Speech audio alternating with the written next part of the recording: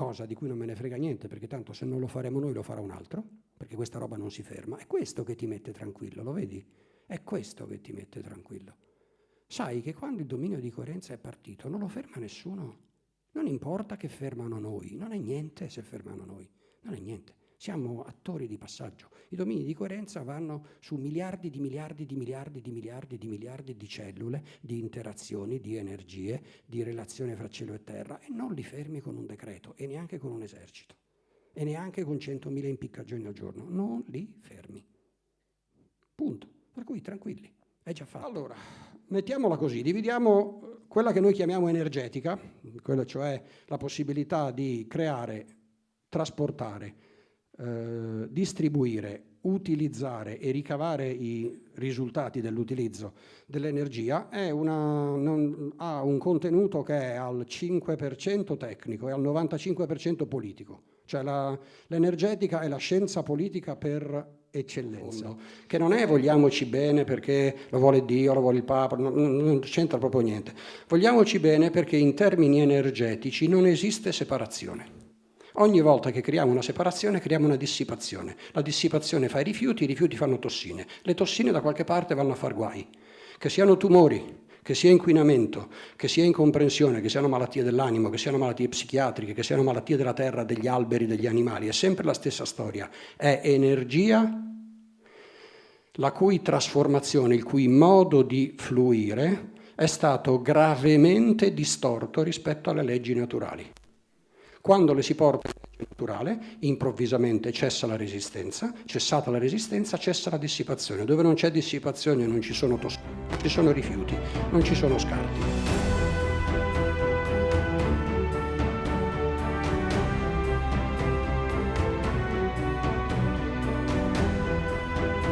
Amici, buonasera e benvenuti alle conferenze del 13 dell'Associazione Salus Bellatrix. Questa sera ho il piacere, dopo tanto tempo che volevo averlo con noi, l'ingegner Fabio Castellucci. Anche senza ingegnere va benissimo. Per prima cosa, se me lo permettete, e vediamo se ci riusciamo, vorrei chiamare Tom Bosco, anche perché devo dire che sinceramente tante delle cose che so... Eccolo qua, ciao Tom. Stavo spiegando alle persone qui in sala, vediamo, prova a dire ciao, se si sente. Ciao, siete tutti lì? Sì. Mi sentite bene? È una bellissima ecco! sala, è una bellissima sala e... Ma è un bellissimo pubblico per venire ad ascoltare una tematica così importante. Una bella sala, una bella organizzatrice, un bellissimo pubblico, no?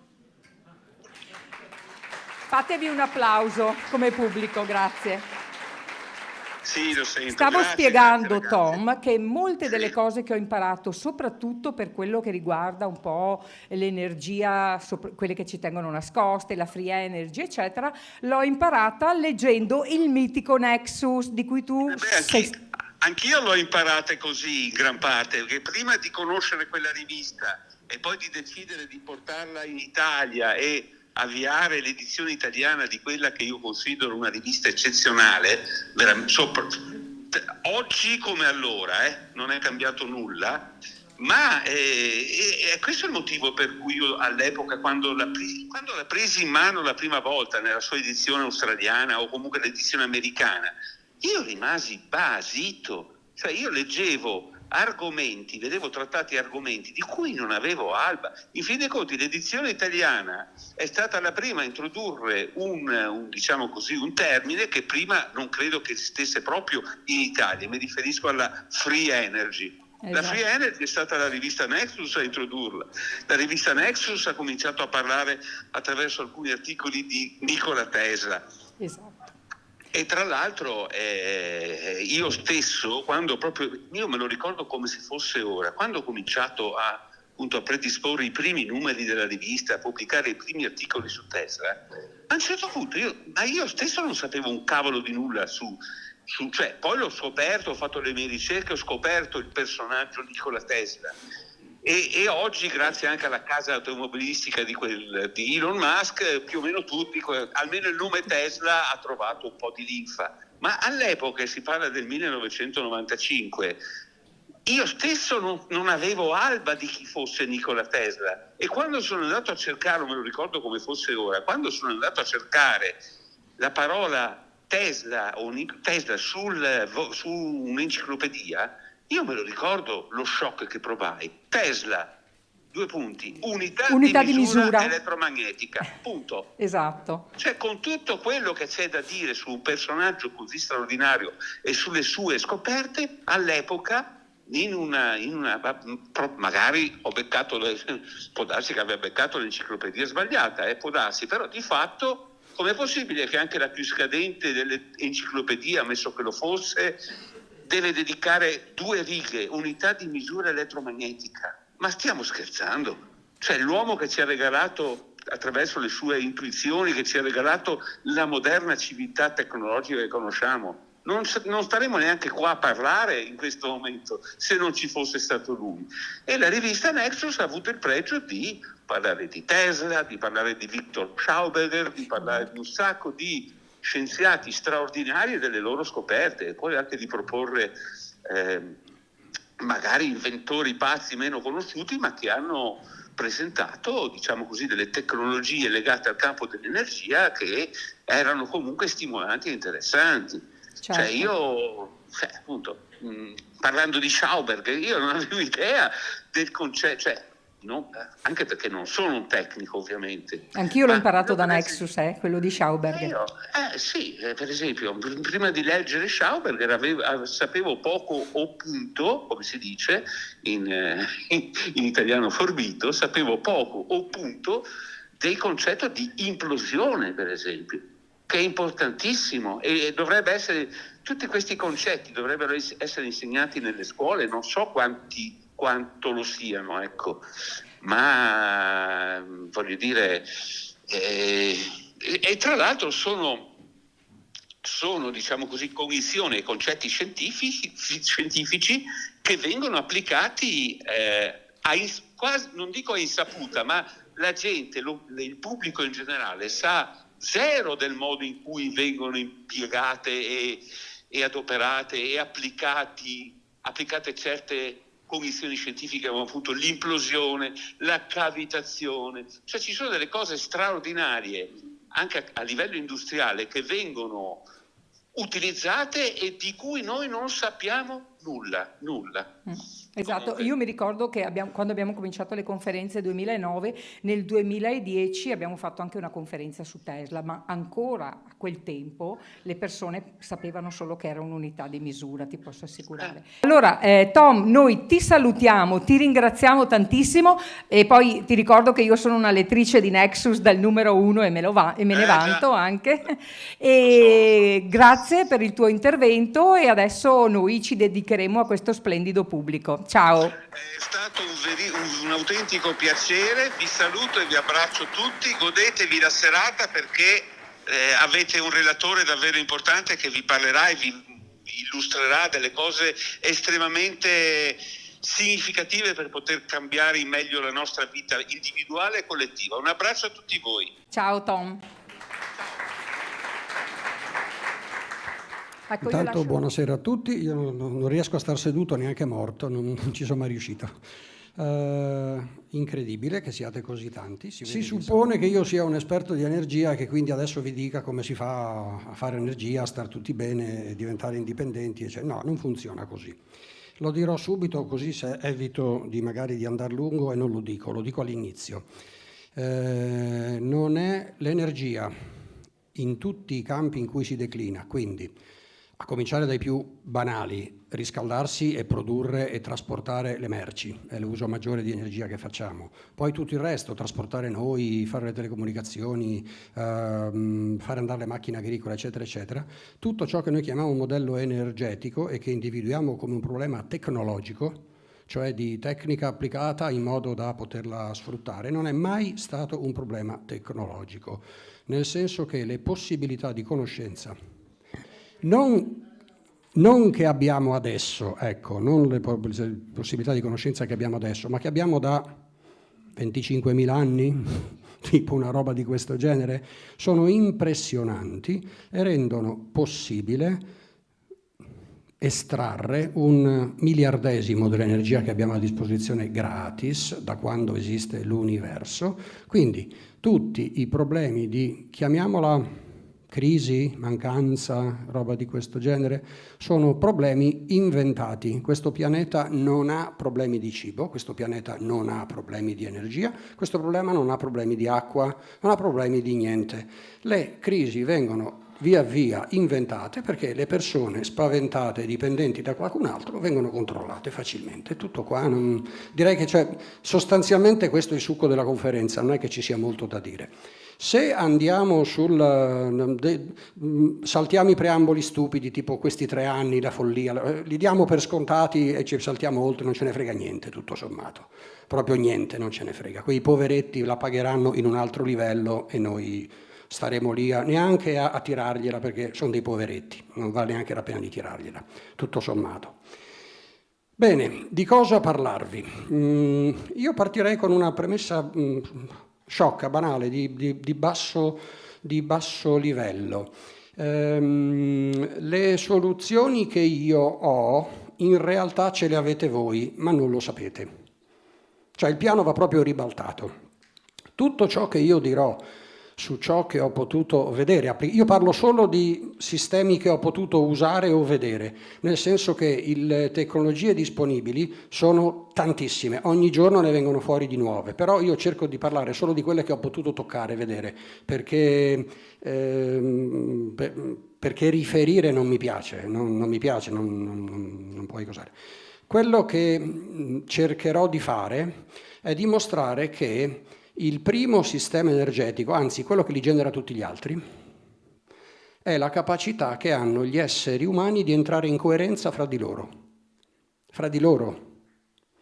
non con le piante, che è fondamentale, sono molto più avanti di noi, non con la terra, non con Dio, non con il Papa, non con il Parlamento, non con gli eserciti, non con la possibilità delle persone di entrare in contatto profondo, che non è vogliamoci bene perché lo vuole Dio, lo vuole il Papa, non c'entra proprio niente.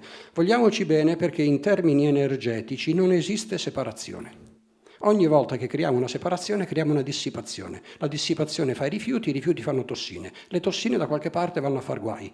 Che siano tumori, che sia inquinamento, che sia incomprensione, che siano malattie dell'animo, che siano malattie psichiatriche, che siano malattie della terra, degli alberi, degli animali. È sempre la stessa storia. È energia la cui trasformazione, il cui modo di fluire è stato gravemente distorto rispetto alle leggi naturali.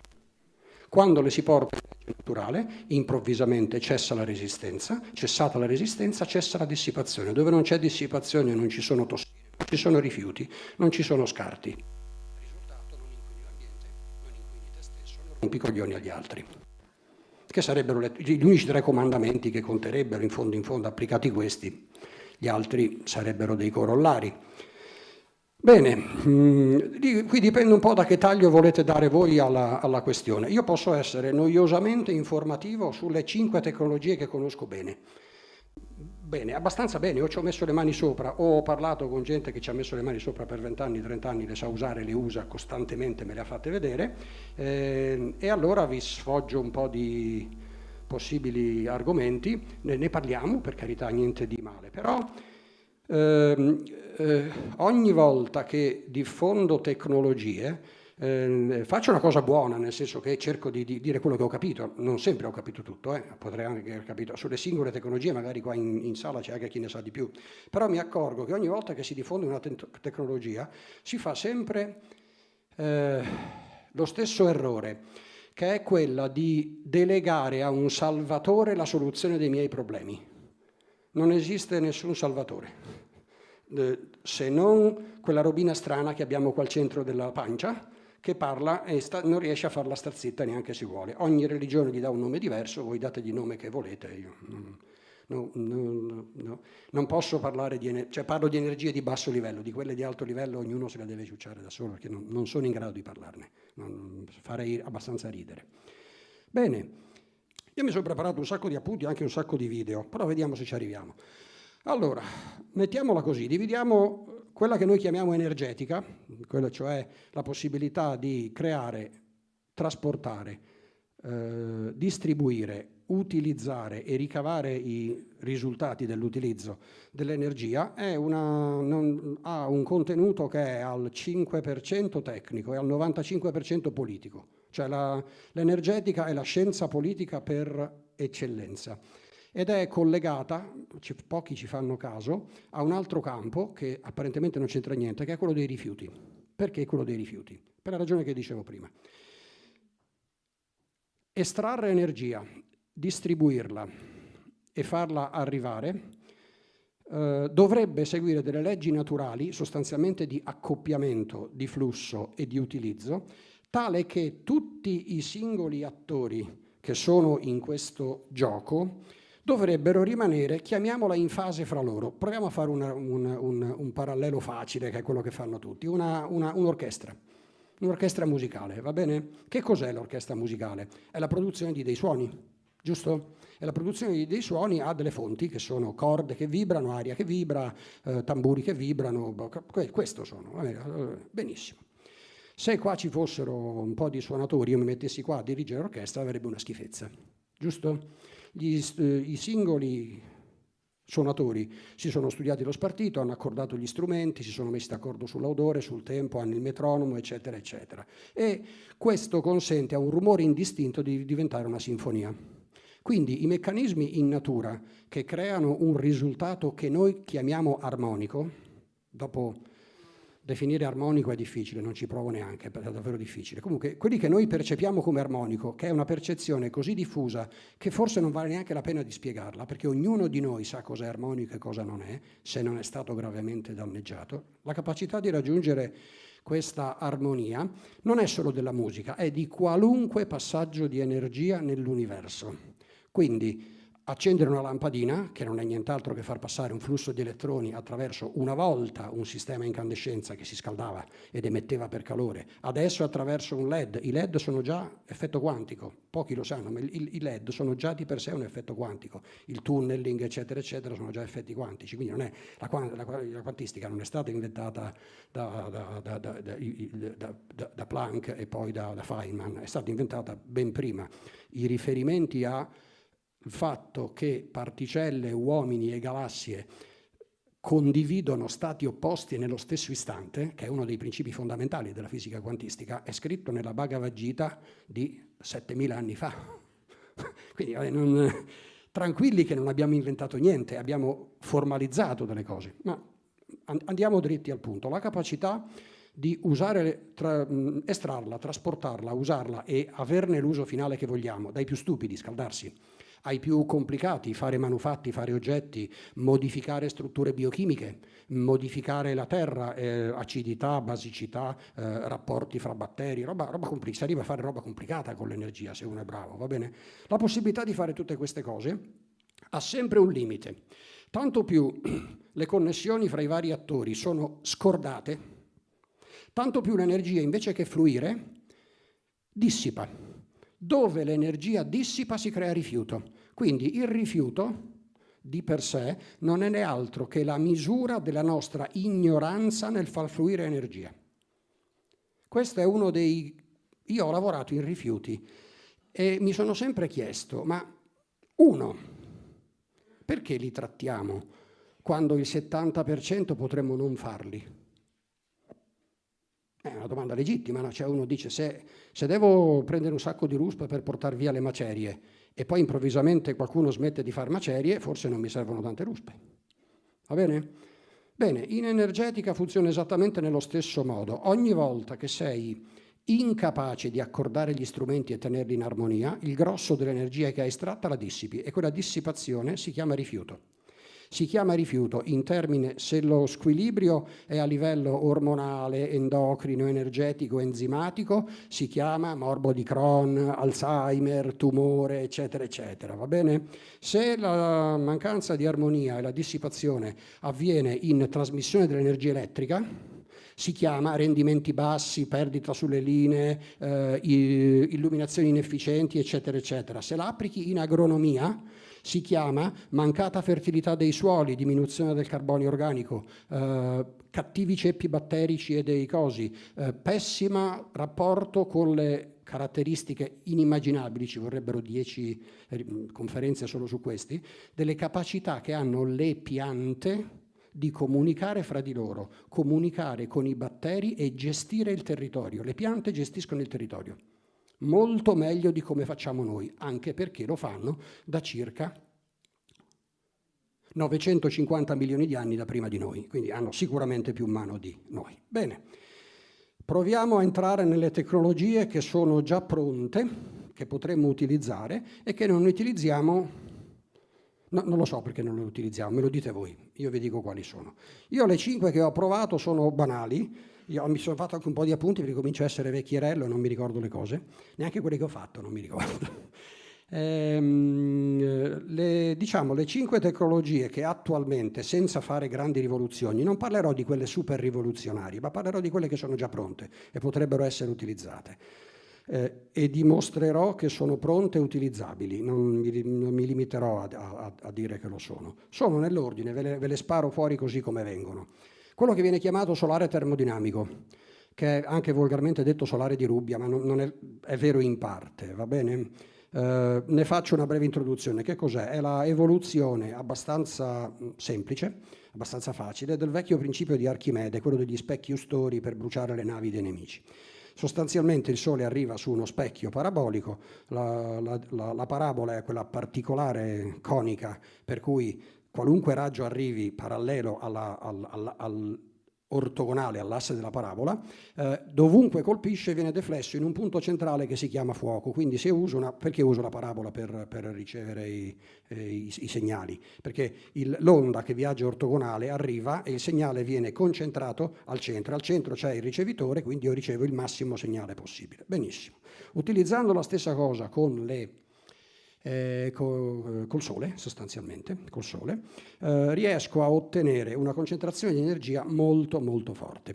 C'è una, ma vediamo, ma dove la faccio vedere dopo? La parte di, se siete d'accordo, la parte di filmati, cosa ve la faccio vedere tutta in fondo alla fine, va bene? Così diamo un'introduzione. Bene. Perché è importante questa cosa qua? Uno non ci fa caso. Se uno si vede, c'è un bellissimo per gli ingegneri, per voi è noiosissimo. C'è un bellissimo diagramma che è molto complicato, anche se in realtà spiegato un pezzo alla volta non è difficile. C'è un bellissimo diagramma che fa vedere la Terra come sistema energetico e fa vedere come lo riceve, come lo gira internamente, chi lo usa, come viene degradato e come viene buttata fuori l'energia. Non è tanto complicato, cioè spiegato un passetto alla volta è abbastanza semplice. Benissimo. Se uno si vede i player, come dicono quelli bravi, cioè gli elementi che contano, si accorge ovviamente di una banalità. Il player grosso è il Sole, punto. Non c'è storia, va bene? Ma proprio non c'è storia, nel senso che la quantità di energia che impatta sulla Terra ogni giorno è, dunque, Terra 173.000... Dai 4 ai 5 miliardi l'energia che l'umanità consuma, l'energia che impatta in un anno sulla Terra è tutta l'energia che ha in un anno, è tutta l'energia che l'umanità ha consumato da quando esistono gli umani, moltiplicata per 4 miliardi e mezzo. Quindi direi che ne arriva parecchia di energia. Qual è il problema? I problemi sono due. Il primo è che è gratuita. Quindi è un problema. Direi che è il problema. La seconda che è a disposizione di tutti, perché a meno che Bill Gates non cali una vela e ci faccia pagare anche quella, ma dico Bill Gates, ma potrei dirne tanti altri, alla fine lui è solo il buffone che si vede, gli altri ce ne sono di peggio, ha voglia. Che cosa si fa con questa energia concentrata in un fuoco? Sul fuoco si fanno passare dei particolari tubi, che si chiamano tubi convettori, tubi radianti. La tecnologia è interamente italiana, dell'Archimede Solar Energy, brevetto mondiale. brevetto mondiale. Lo si fa, questi tubi si fanno circolare con una pompa, dentro ci fanno passare dei sali comunissimi da fertilizzante, sali di potassio e magnesio, roba impatto ambientale zero. Se si rompe il tubo e il sale va in terra, lo tiri su con la pala, non ti devi neanche mettere la mascherina, va bene? Arrivano tranquillamente a 600 gradi. Arrivati a 600 gradi li stocchi in un bel serbatoione grande che, come tutti i bei serbatoioni grandi, ha un difetto, che siccome tiene il calore per un sacco di tempo, la centrale va anche di notte. Quindi non è che devi farla andare col sole, lo scaldi di giorno e la usi anche di notte. Vantaggi: fai queste parabole, tiri sti tubi, fai 2 serbatoi, uno che riceve i sali caldi e l'altro li riceve indietro dopo che li ho usati. Vediamo come li uso. Li uso con una normalissima centrale termoelettrica, solo che prendo il generatore di vapore. Sapete, le centrali termoelettriche sono praticamente dei bruciatori di olio pesante, fetente, che scaldano l'acqua, fanno vapore, il vapore entra nelle turbine, le turbine girano, fanno girare l'alternatore è l'energia elettrica, va bene? L'acqua ricondensa, va nel condensatore, ripassa dal generatore di vapore, eccetera, eccetera. Va bene? È un giochetto, non è una roba complicata, una centrale. Bene, di tutte le centrali che abbiamo, il 70% si tiene, perché le turbine vanno bene, i generatori vanno bene, tutti i sistemi in bassa e alta cosa vanno bene, va tutto bene. Prendi il generatore di vapore, lo butti via, perché non hai più bisogno, una parte degli scambiatori la riutilizzi, invece che buttarci dentro la fiamma che scalda l'acqua e fa il vapore, ci butti dentro in scambiatore i sali a 600 gradi, va bene? La fai girare e la centrale gira tutta la vita e non ha nessun problema, tranne il fatto che non devi comprare petrolio e non devi comprare le barre di uranio e non devi comprare un cazzo di niente finché c'è il sole. E quindi è problematico, quindi non va bene. Quindi questa non si può usare, giusto? Non si può usare perché è gratuita e la gente diventa indipendente, quindi questa non si può usare. La seconda mi tocca farvi vedere un filmato, che io spero che qualcuno di voi ha mai sentito parlare del rapporto 41 Enea? Bene, qualcuno c'è. Bene. Il rapporto 41 dell'Enea del 2002 fu un rapporto dell'Enea di Frascati, nel quale un gruppo di ricercatori, capoprogetto, sono già in piedi, se no mi sarei alzato, capoprogetto Emilio Del Giudice. Emilio Del Giudice insieme con Preparata sono presumibilmente i 2 più grandi fisici italiani che abbiamo mai avuto, dopo Majorana. Si mangiano fermi, andare e venire quando vogliono. Comunque questa è la mia opinione, ovviamente, ognuno può avere un'opinione diversa. Comunque, quindi capoprogetto Emilio Del Giudice, che ho avuto l'onore di incontrare 2 volte, sugli studi di Giuliano Preparata, che ha messo a punto la tecnologia di cui vi parlerò dopo, che in realtà copre tutte queste di cui vi sto parlando, cioè è la madre che le genera tutte. Va bene? Una volta capito quel principio, non esistono limiti alla produzione di energia. Anzi, bisogna stare attenti perché qualunque malintenzionato può fare disastri, tanta energia riesce ad avere. Quindi ritorniamo sulla seconda tecnologia, ovviamente la fusione fredda, che non è pronta da quando l'hanno fatta Fleischmann e Pons. È pronta nei laboratori militari degli Stati Uniti e della Russia almeno dagli anni 60.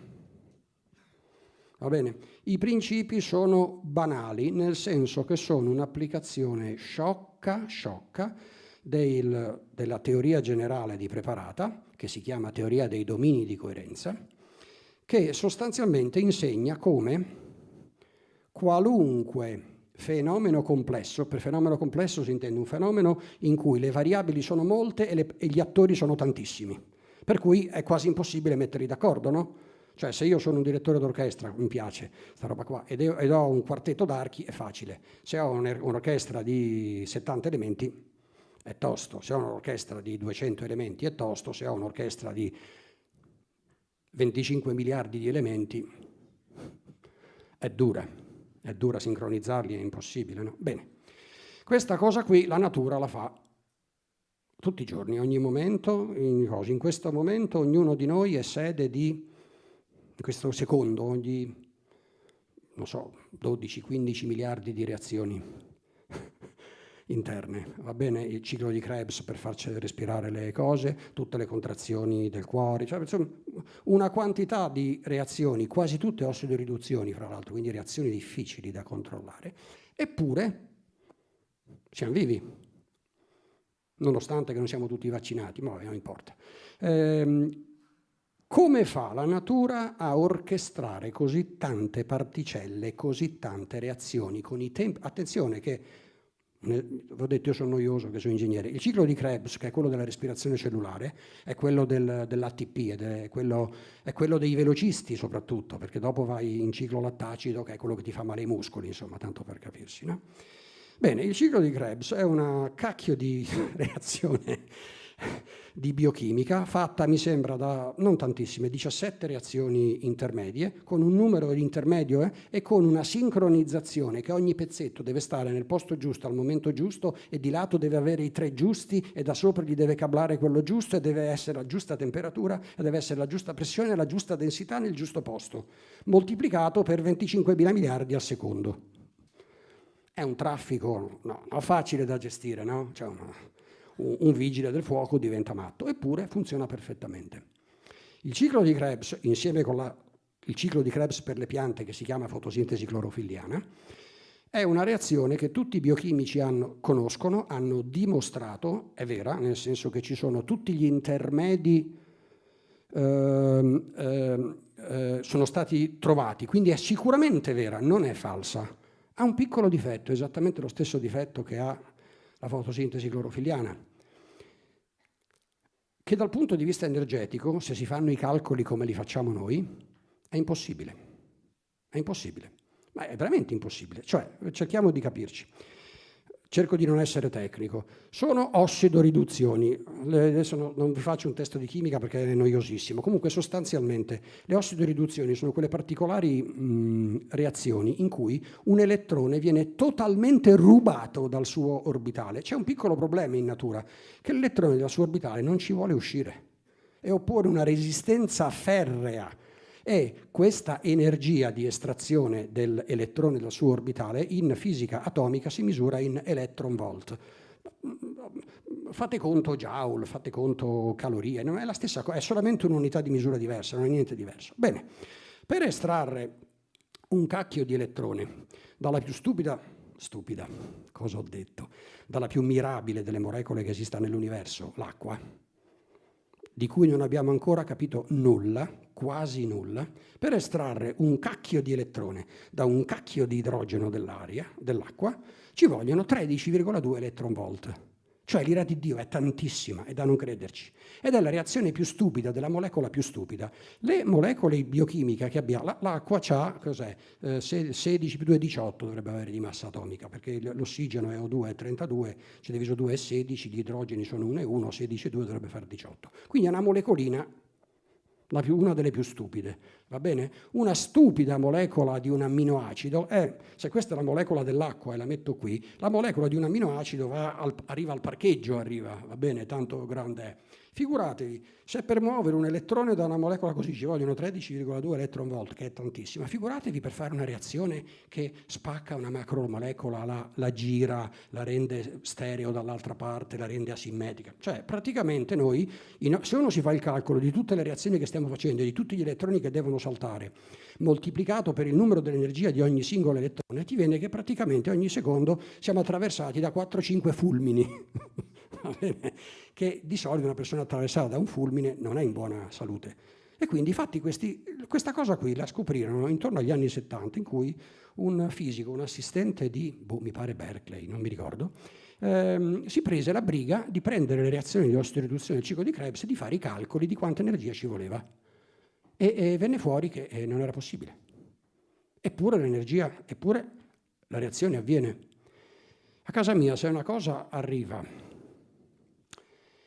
e noi non sappiamo chi l'ha fatta arrivare, vuol dire che non ci siamo accorti da dove è arrivata. Ma è arrivata. È arrivata. Bene, ve la faccio breve. La ragione per cui funzionano le reazioni di base della biochimica sta nel fatto che noi siamo dei reattori a fusione fredda. Cioè, i meccanismi di fusione fredda sono quelli che garantiscono l'energia che manca per fare venire le reazioni. Mi piacerebbe che ci fosse un biochimico qua, perché i biochimici saltano sulla sedia, poi però si vanno a fare le reazioni dei calcoli e allora stanno zitti perché dicono cazzo, com'è? Effettivamente non tornano i conti. Bene, quindi la fusione fredda funziona perché le nostre cellule la conoscono da alcuni miliardi di anni, va bene, punto, va bene?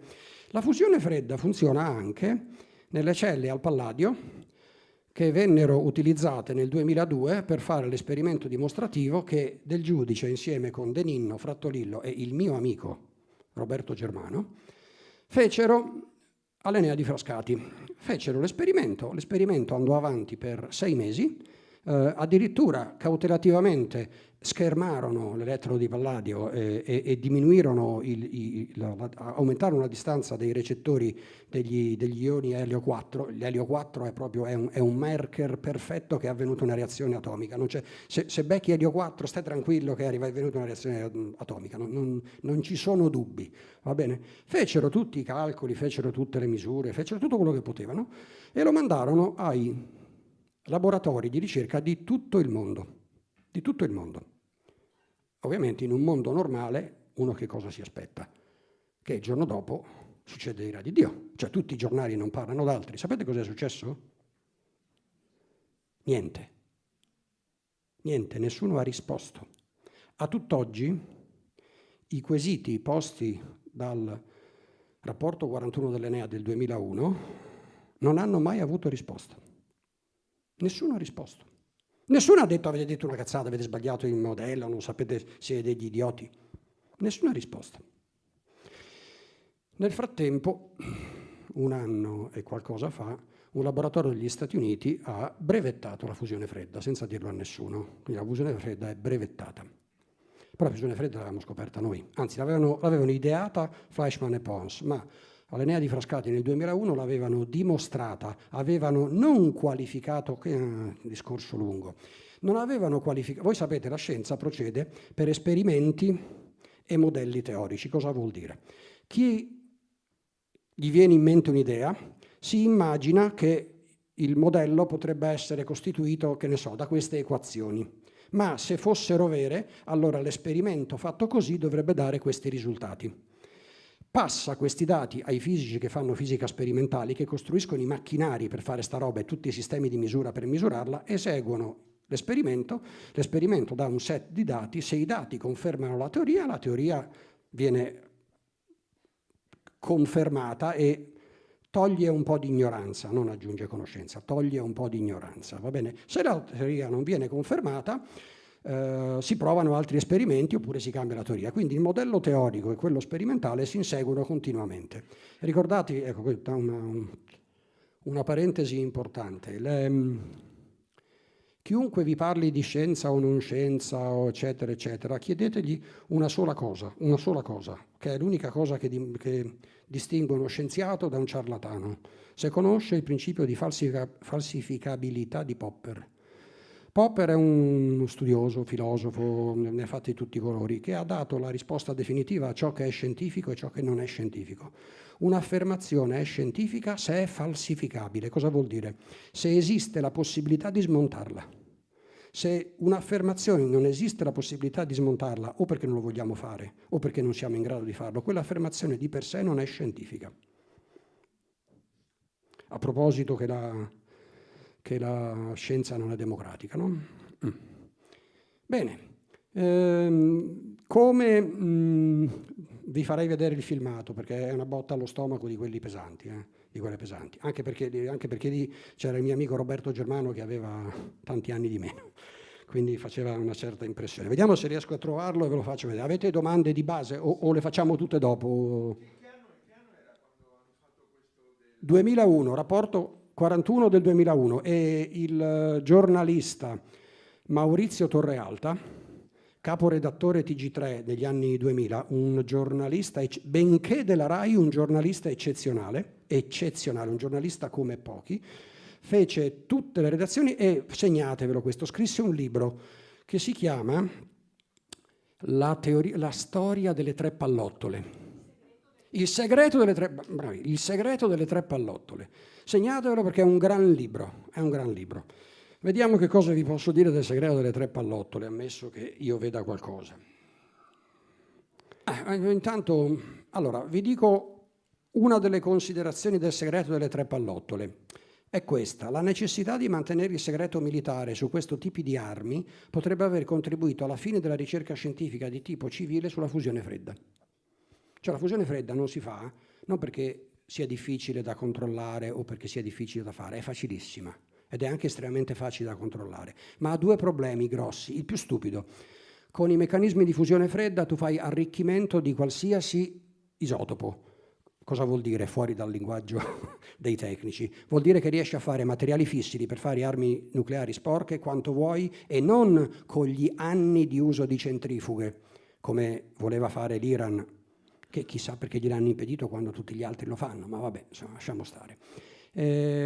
Ma non utilizzando anni e anni per avere 20 grammi di plutonio, va bene, o di uranio 238, ma gli arricchimenti sono nell'ordine delle ore, cioè tu in un anno fai 150 kg di fissile e con 150 kg di fissile li metti in 150 zainetti, li porti in 150 stadi, li fai detonare e insomma fai un po' di guai, abbastanza guai.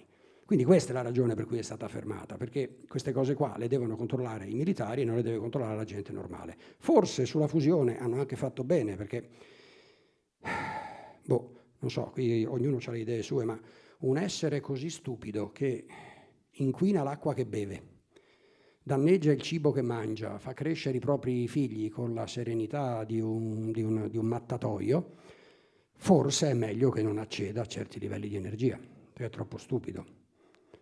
Però questo è un modo superbo, perché cosa sottintende? Che invece io sono intelligente? No, non funziona così. Non funziona così. Cioè, se la natura ha inventato quel principio e noi siamo in armonia con la natura, quel principio fa parte di noi. Allora i coltelli uccidono, però anche tagliano la carne, però anche fanno... Vabbè, sono esempi che conoscete.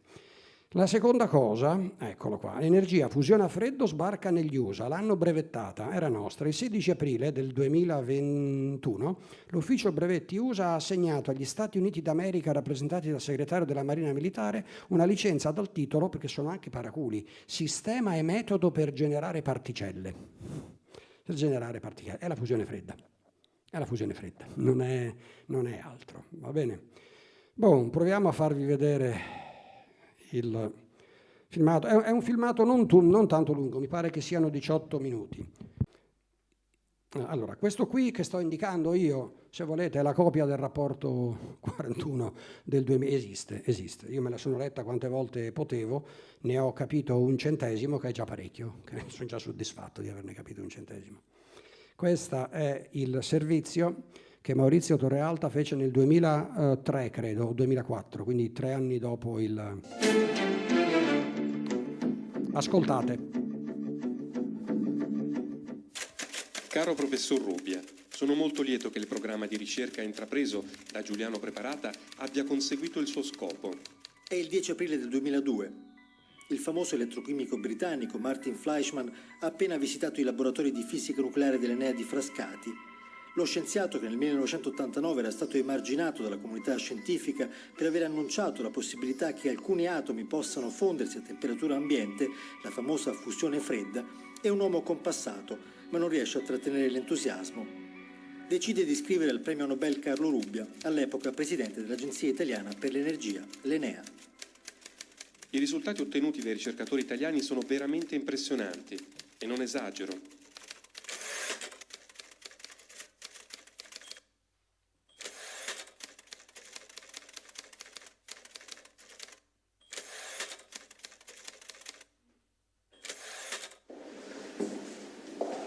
In questo laboratorio abbiamo lavorato approssimativamente dal 99 al 2002 e questa è la camera termostatata che ha ospitato l'esperimento di elettrolisi. Antonella De Ninno è un fisico nucleare dell'Enea di Frascati. Con Antonio Frattolillo ed Emilio Del Giudice ha realizzato il primo esperimento al mondo che mirasse a verificare una teoria in grado di spiegare i meccanismi della fusione fredda. la teoria elaborata dal fisico italiano Giuliano Preparata. Noi abbiamo realizzato un esperimento in cui fosse possibile simultaneamente misurare eccessi di calore e eventuali produzioni di elio 4, che è una firma della natura nucleare dell'evento. Era stato lo stesso Carlo Rubbia a chiedere una misura che facesse i conti una volta per tutte con la fusione fredda. Era il più grande fiasco scientifico del secolo o era una rivoluzione dalle enormi implicazioni scientifiche e tecnologiche? 10 anni dopo l'annuncio di Martin Fleischmann e Stanley Pons, l'italiana Enea decise che era tempo di fare chiarezza. Nel 99, quando Rubbia diventò presidente dell'Enea, si è creata una congiuntura astrale favorevole.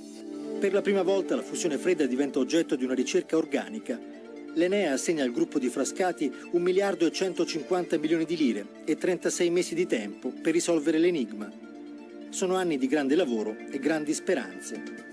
Negli ultimi mesi abbiamo ovviamente accelerato perché è chiaro che vedevamo il risultato a portata di mano e nell'aprile del 2002 abbiamo mandato un'informativa a Rubbia per dire che noi eravamo pronti a relazionare sui risultati del progetto.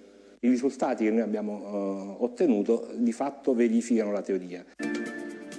L'esperimento di Frascati aveva risposto alla domanda iniziale, aveva stabilito una relazione diretta tra la produzione di calore e l'aumento di atomi di elio. Non si poteva più dire che la fusione fredda era un'allucinazione collettiva. L'uomo che aveva reso possibile l'esperimento, Carlo Rubbia, è il primo a esserne informato. Rubbia è stato ha lasciato passare qualche tempo prima di risponderci in realtà. Poi dopo si è interessato al problema, ha voluto parlare con noi, ha fatto pressioni per parlare rapidamente con noi e ci ha detto che pensava che fosse un bel esperimento. Quando scrivemmo il rapporto, per circa 10 giorni seguì molto da vicino la stesura del rapporto e fu prodigo di consigli e di utili suggerimenti. Fu Carlo Rubbia a disegnare materialmente il grafico più importante, quello che metteva in relazione l'eccesso di calore con la comparsa di atomi di elio. In pochi giorni cambia tutto, le riviste non pubblicano, con varie motivazioni, Rubbia diventa irreperibile. L'entusiasmo si infrange contro un impenetrabile muro di silenzio. Ma lei e gli altri colleghi notaste un cambiamento di atteggiamento del professor Rubbia? Non avemmo più colloqui con lui, non so per quale motivo.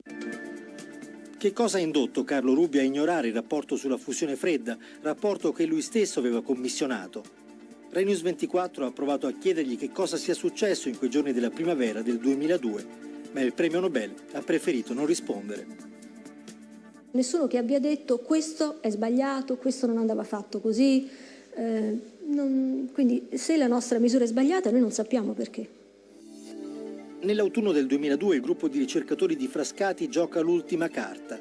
Invia al presidente dell'Enea il progetto per la continuazione degli esperimenti sulla fusione fredda. No, noi non abbiamo mai ricevuto nessuna risposta. È stata ignorata? Sì. Nessuna, quindi è finita lì. Cioè, avete dimostrato che in qualche modo un fenomeno che alcuni conoscono come fusione fredda ha un fondamento concreto e la cosa è finita lì. Sì. L'esperimento resta confinato in un rapporto tecnico interno dell'Enea, il rapporto 41 del 2002. Il paradosso è che si era ottenuto quello che si cercava, una misura inequivocabile. In effetti si ha la netta sensazione che questo tipo di ricerca sia stata in qualche modo insabbiata purtroppo per troppi anni. Roberto Germano ha scritto un libro dal titolo eloquente, Fusione fredda, moderna storia di alchimia e inquisizione, una ricostruzione chiara e puntuale delle tante anomalie che hanno accompagnato questa ricerca, a partire dalla fretta con cui fu liquidata già nell'estate del 1989. Malgrado tutto questo, ci sono state una serie di ricerche, spesso anche di privati, non solo di accademici, che hanno aperto un ventaglio enorme di diverse ricerche, diversi esperimenti. Abbiamo potuto verificare che molte società, anche dai nomi importanti, hanno investito e stanno investendo sullo studio delle cosiddette reazioni nucleari a temperatura ambiente. La cosa interessante è che nessuna di queste compagnie ama essere associata alla famigerata fusione fredda. Lo fanno, ma quasi sempre non lo dicono. Tra le molte società che probabilmente stanno lavorando in segreto sulla fusione fredda, ce n'è una che ha fatto le cose in grande. È il gigante francese dell'energia, EDF, l'Électricité de France. Il 4 marzo del 2003 i dirigenti dell'EDF incontrano i responsabili del Commissariato per l'Energia Atomica. Il CEA è l'agenzia francese che in decine di centri in cui lavorano 15.000 persone gestisce tutte le attività nucleari di Parigi, civili e militari. Nel vertice del 4 marzo la compagnia elettrica francese chiede al CEA di tornare a lavorare sulla fusione fredda. Abbiamo ricevuto una stranissima convocazione da parte dell'Alto Commissariato del CEA. Cioè ci è arrivato un'email in cui il capo di gabinetto dell'Alto Commissario del CEA ci invitava a Parigi per tenere un seminario sulla fusione fredda. Gli scienziati del Commissariato per l'Energia Atomica ascoltano la relazione dei fisici dell'Enea e decidono di approfondire la questione. Sono venute 3 persone, sono state qui ospiti all'Enea per un giorno, hanno visitato il laboratorio, ci hanno fatto domande molto, molto approfondite, hanno preso fotografie, fatto disegni, insomma. Noi abbiamo erroneamente interpretato la cosa come una volontà da parte loro di collaborare. Il CEA non era interessato a una collaborazione, semplicemente ha risposto a una richiesta dell'EDF di andare a vedere che cosa avevano fatto gli italiani. Grazie alle informazioni raccolte all'Enea di Frascati, l'EDF ha creato un suo laboratorio di fusione fredda nel centro di ricerca EDF di Le Renardier, nei pressi di Parigi. Che cosa hanno fatto gli italiani dell'Enel? Di sicuro hanno valutato l'ipotesi di entrare in gioco, come risulta dal documento interno di cui Renews 24 è entrata in possesso. La data è il 2 febbraio del 2004. Si analizza l'eventuale partecipazione dell'Enel al finanziamento delle attività dell'Enea sulla fusione fredda. Il fenomeno non sembra essere totalmente una bufala, anche se la sua applicazione nel campo della generazione di energia sembra remota, si legge nel rapporto, che conclude: la decisione relativa all'eventuale finanziamento deve considerare accanto agli aspetti scientifici gli aspetti d'immagine. Come dire, attenti che se ci mettiamo nella fusione fredda possiamo perdere la faccia. L'Enel recepì il messaggio, neanche €1 è stato investito in questa ricerca. Eppure per chi fa energia la novità potrebbe avere un qualche impatto. Utilizzando tutto il reticolo di 1 grammo di palladio e 1 litro di acqua pesante si riuscirebbero a ottenere decine di kilowatt addirittura per secoli. Quindi questo è l'ordine di grandezza e la densità di energia di cui stiamo parlando.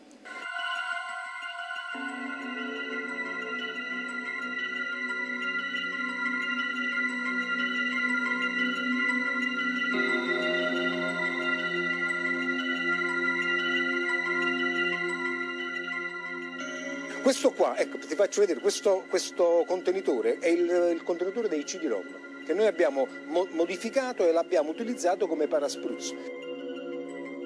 Il laboratorio di Vincenzo Iorio e Domenico Cirillo è una specie di grotta dei miracoli.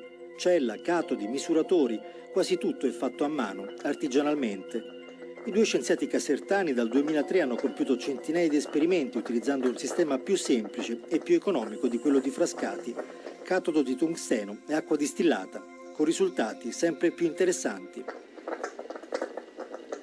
Ecco, adesso il plasma sta avvolgendo completamente il catodo, la schiuma, ripeto, è un residuo della lavorazione precedente, fino a mostrare tutta l'energia di questo fenomeno, che poi alla fine è un fenomeno chimico-fisico che in qualche modo però fa registrare delle anomalie. Non solo i 4 misuratori registrano un guadagno di energia rispetto a quella fornita in ingresso.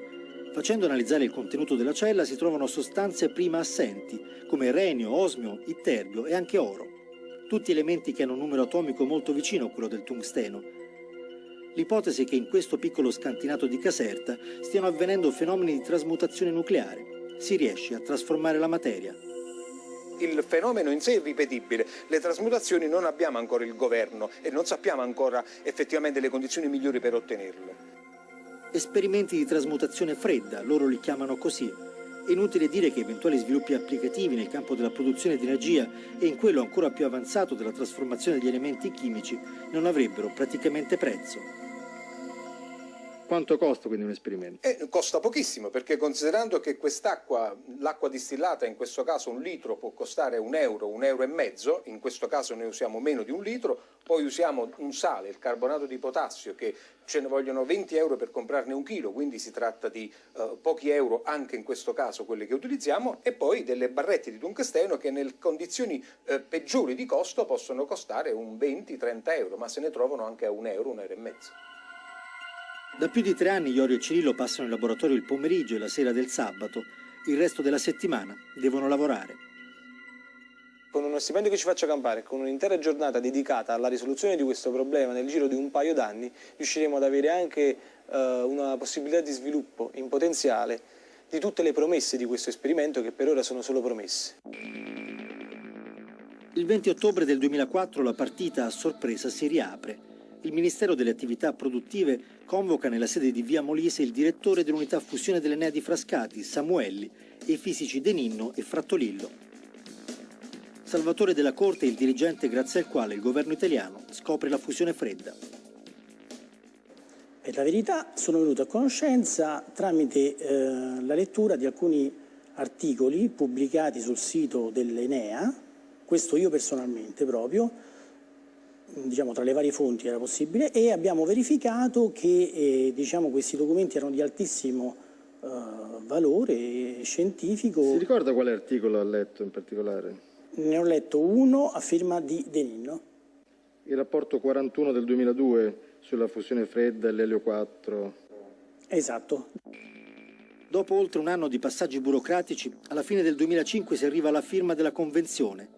Il Ministero finanzierà un progetto di fusione fredda dell'Enea con 800.000 euro per 2 anni. La sorpresa è che il progetto viene affidato ad un altro gruppo, guidato dal dottor Vittorio Violante. Noi abbiamo fatto una convenzione con il Ministero, con l'Enea, poi gli aspetti più tecnici e scientifici li abbiamo lasciati diciamo, alla valutazione anche dei tecnici dell'Enea, insomma, ente pubblico. Cioè, quindi voi avevate convocato, convocato inizialmente il gruppo della dottoressa De Ninno e poi successivamente l'Enea vi ha suggerito di convocare Violante? Com'è stata la... Sì, diciamo alla fine abbiamo fatto un confronto tra le due, comunque noi non siamo entrati su quale delle due scuole, anzi noi per la verità quando diciamo, ci sono stati i rapporti l'Enea non è che proprio spingesse per la fusione fredda la spingevamo più io e Goti, ecco detto. L'Enea prima cerca di convincere il Ministero a finanziare un'altra attività di ricerca, poi, messa alle strette, non può che accettare i fondi per la fusione fredda, ma invece di finanziare il gruppo di lavoro che nel 2002 ha già prodotto un risultato, preferisce puntare su un nuovo gruppo che da qualche anno sta collaborando con americani e israeliani. Noi stiamo vedendo i risultati che sono ottimi, cioè i risultati che sta avendo quel gruppo sono però veramente ottimi. Ma guardi, oggi abbiamo una riproducibilità che è molto vicina al 50%, che non è poco, e abbiamo anche dei guadagni quando si manifestano questi eccessi di potenza che sono mediamente intorno al 50%. Agli attuali ritmi quanto tempo ci vorrà per arrivare a un risultato diciamo, definitivo o quantomeno molto avanzato? E nella ricerca è difficile dare una risposta a tale riguardo, si parla di anni comunque. Al di là del valore dei singoli ricercatori, resta una domanda. Se a sorpresa non fosse arrivato il finanziamento del Ministero, l'Enea avrebbe mai investito sulla fusione fredda? È evidente che per i dirigenti dell'agenzia la partita si era chiusa già nel 2002, quando il progetto di ricerca De Ninno Frattolillo fu ignorato nonostante il successo del primo esperimento. Quel miliardo, 1 miliardo e 150 milioni del progetto del 99, miliardo buttato? Sì. Perché non avete dimostrato che... perché l'esperimento non ha avuto successo? No, perché nessuno si è preso la briga di capire cosa avevamo fatto. Ma è davvero possibile che in un mondo ipertecnologizzato come il nostro una rivoluzione scientifica di questa portata possa essere nascosta? E chi avrebbe interesse a farlo? Immagini alle persone che sapevano tutto della navigazione a vela nel momento in cui appare la navigazione a vapore. Insomma, perdono la qualifica di esperti. Allora è chiaro che uno in questa situazione cerca con tutte le proprie forze di impedire questo trapasso. Si può trattare di reazioni dell'establishment che si occupa di fenomeni che si cerca di studiare da tanti anni, cioè la fusione termonucleare controllata, intorno a cui girano migliaia di ricercatori e milioni di euro di finanziamenti, e probabilmente ci possono essere anche dei motivi di tipo militare legati all'uranio impoverito. L'uranio è un elemento diverso naturalmente dal palladio, che può essere però caricato ugualmente bene di deuterio. E allora si può ipotizzare che un processo di fusione fredda che avvenisse nell'uranio invece che nel palladio potrebbe dar luogo alla produzione di energia che potrebbe funzionare da grilletto, da trigger di una possibile fissione nucleare dell'uranio. Quello che accade è che può avere armi nucleari di bassa potenza, adatte, diciamo, per una guerra convenzionale. C'è qualcuno che potrebbe essere riuscito a realizzare delle piccole bombe nucleari a fusione fredda? Sì, è un percorso perfettamente logico, quello che conduce a questo tipo di esperimento. E chi lo ha fatto? Dove? Chiunque, dovunque. Martin Fleischmann si è ritirato da anni in un villaggio dell'Inghilterra. All'ingresso del suo cottage una massima attribuita a un santo: la tua vita passerà, ma fa che il tuo lavoro sia ben fatto. Quello che è sorprendente in tutta questa storia è che il lavoro di ricerca non sia stato sostenuto maggiormente, non sia stato sostenuto dai governi.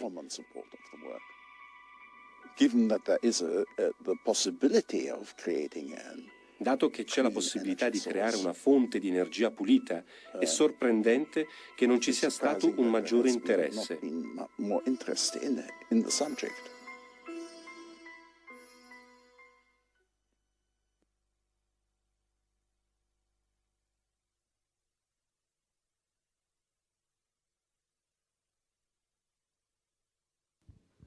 Allora, dopo aver letto Il segreto delle tre pallottole e anche Fusione fredda di Roberto, avevo invitato nel 2011 il professor Emilio Del Giudice qui a Vittorio Veneto. Vi consiglio di cercare sul canale YouTube di Salus Bellatrix la conferenza che abbiamo tenuto al Verdi, perché l'abbiamo fatta qualche giorno prima del famoso referendum, ve lo ricordate? Quello sull'acqua pubblica e il nucleare, perché per la seconda volta l'unico paese al mondo che ha avuto 2 referendum sul nucleare è stata proprio l'Italia.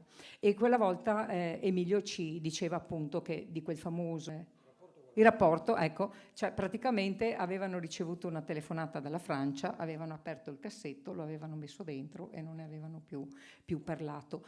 Poi sono andata avanti a seguire un po' la fusione fredda per quanto riguardava Rossi, Focardi e Rossi, con l'ICHET, dopodiché non se ne è saputo più nulla, eccetera. Su quello che hai detto prima una precisazione, cioè tu stai dicendo adesso che gli Stati Uniti hanno chiesto, cioè si sono appropriati... Il 16 di aprile del 2021, vado a memoria, il 16 aprile del 2021 hanno ottenuto un brevetto mondiale. Il modello teorico e la disposizione con cui hanno dimostrato il fenomeno è sostanzialmente quello del rapporto 41, quindi i brevetti sarebbero da controbattere. Questo cosa vuol dire? Che noi se domani mattina volessimo farla non possiamo perché i brevetti ce li hanno loro? Questa è una delle cose che succede, i brevetti funzionano così, i brevetti fanno in modo di blindare, chi fa brevetti mondiali? Chi ha i soldi per blindare un'idea? Ma comunque non importa, guardate, ciò che vorrei trasmettere questa serata non è un senso di impotenza, al contrario. È un senso di potenza incredibile, perché se la fusione fredda si può fare nello scantinato, perché l'Italia ha ancora lo spirito dell'umanesimo, cioè una capacità infinita di pensiero, non dobbiamo preoccuparci di queste cose. Perché l'Italia, nonostante sia massacrata, è incredibile dal punto di vista della produzione di pensiero, è ancora un posto incredibile.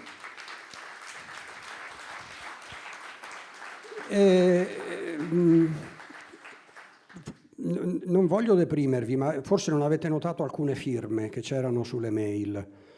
Io quelle firme le ho viste e so che carriera hanno fatto dopo. Comunque, non importa. Come si dice, chi guarda in cielo non si interessa dei vermi. Quindi, solare termodinamico, fusione fredda. Ce n'è un altro di cui non vi faccio vedere niente, ma vi invito semplicemente ad andarlo a vedere, perché è un progetto interamente italiano, anche questo, molto ben fatto. Si chiama KiteGen o KiteGen, secondo come la volete cosare. Che cos'è? È l'uovo di Colombo, è un aquilone, un grosso aquilone che ha 8 cavi di guida. Avete visto, se voi vi mettete con gli aquiloni al mare e tenendolo fate continuamente questo movimento, l'aquilone fa un 8, avete presente? Lo fa all'infinito. Bene, fare esattamente questa cosa. Durante tutta la fase in cui io cabro, picchiare, cabrare, va bene? La forza del vento trasferisce una trazione molto forte sulla corda, infatti la sentite che vi tenderebbe... Beh, il kitesurfing funziona così, no? Che cosa fanno quando vogliono saltare? Cabrano, boom, e vanno su, va bene? Benissimo. Quando picchi, l'energia che lavora su di te è la gravità e quindi torni giù, perché è finita la portanza sull'ala e tu torni giù. Bene, facendo questo coso all'infinito e collegando il cavo ad un avvolgitore lineare che sviluppa coppia e la cede indietro perché glielo fa fare la gravità, e attaccandogli un motore tu generi energia elettrica all'infinito e usi non i venti incostanti dello strato limite. Le torri eoliche più alte nel mondo sono, esageriamo, 70 metri. Di più si fa fatica ad andare per un sacco di ragioni strutturali molto complicate, a parte che inizieresti ad avere altri problemi di impatto sugli uccelli, eccetera. Vabbè, non importa. Questa invece, innanzitutto, è troposferica, cioè puoi lavorare a 2000-2500 metri di altezza.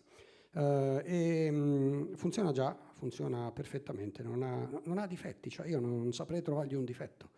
La metti e funziona. Ha due difetti, ha tutti gli stessi difetti dei precedenti, che non ripeto. Ne ha un altro, che è un difetto tipico degli scienziati, che pensano alla risoluzione del problema e non al fatto che il mondo non è fatto di brave persone. E cioè è facilmente attaccabile dal punto di vista militare, perché basta un sabotaggio su uno dei cavi di guida e non solo ti casca il coso, ma sono grossi e ti casca da 2 chilometri di altezza. E se acchiappa una persona, di chi è colpa? Quindi sono da mettere in sicurezza, andrebbero fatte in zone a pilotaggio controllato, ci sono tutti i sistemi per renderle sicure, figurarsi, no? Far volare un elicottero è molto più difficile, vi assicuro, eppure gli elicotteri sono ammessi al volo, no? Giusto. Il KiteGen è un altro brevetto italiano, esattamente come la fusione fredda e esattamente come il solare termodinamico, che...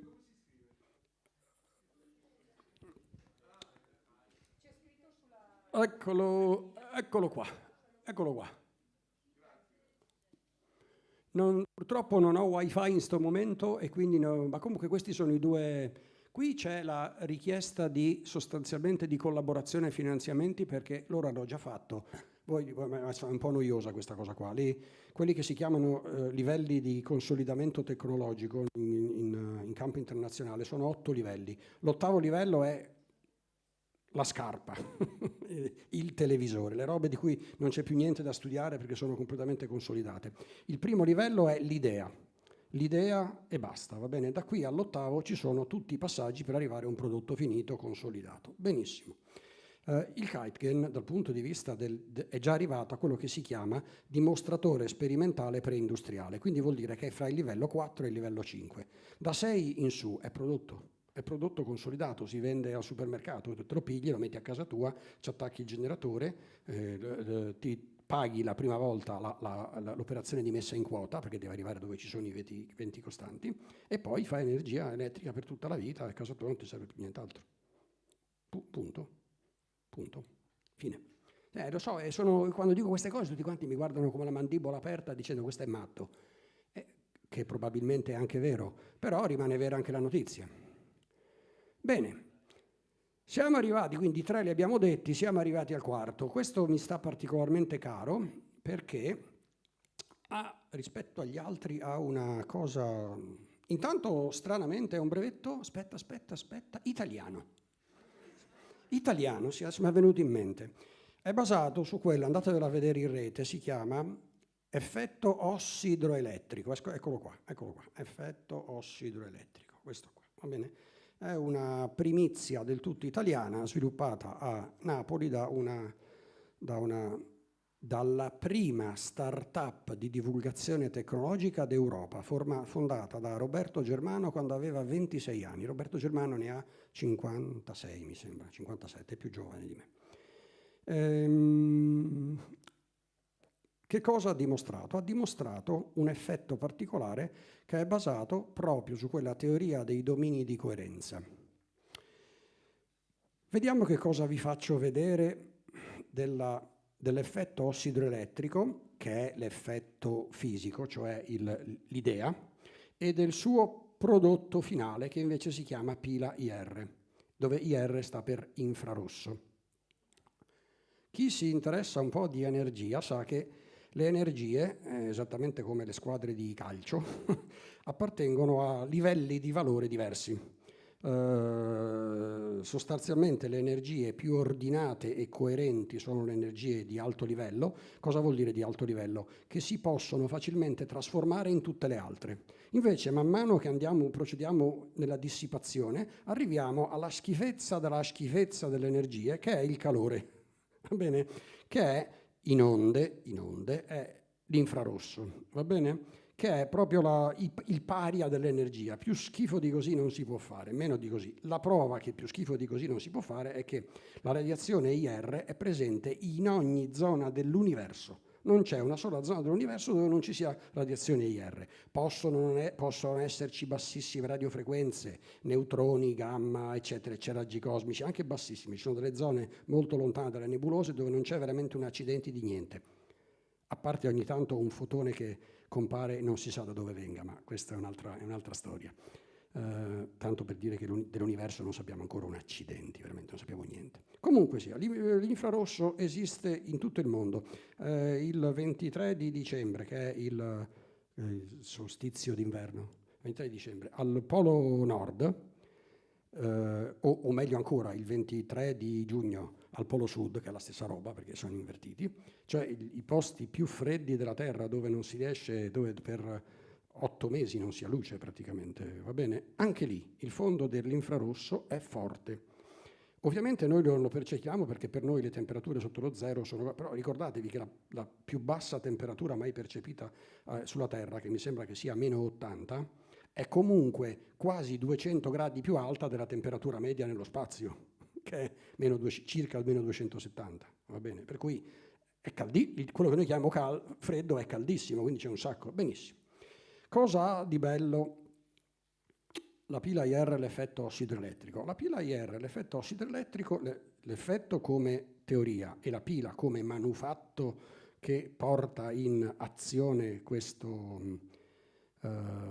principio, riescono a prendere la forma più degradata e schifosa di energia, cioè l'infrarosso, gratuito e presente ovunque, e magicamente ordinarla così bene da farla diventare campo elettrostatico e campo elettrodinamico e quindi generare corrente all'infinito.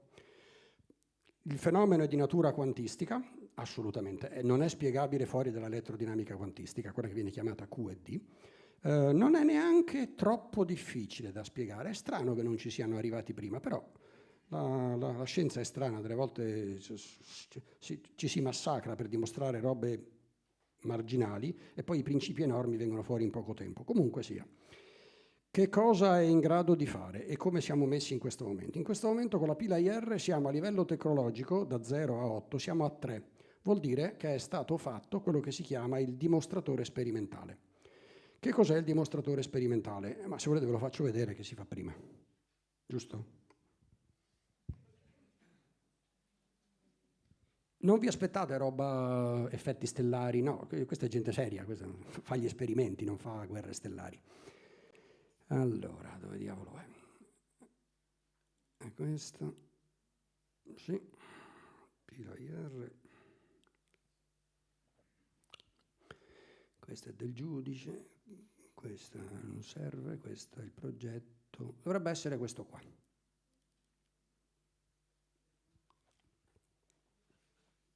let's give a look to the simple experimental setup of the oxidroelectric effect. Here is the little cylinder with hydrogels inside. Here is the resistor. Here is the IR lamp to show how it is reacting. Now it is switched off. This is the multimeter. Now it is measuring 1.138 volt, 1/10 of volt. Here is the online measurement Dopo showing spiego se the graph serve. in autoscale.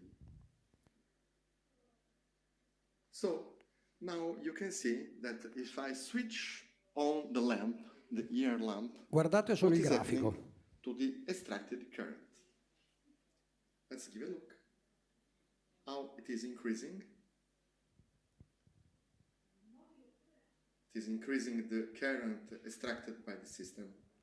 Now I will switch off the lamp. Let's give a look to the extracted current. It is diminishing exactly when I was switching off the lamp. If I switch again on the lamp,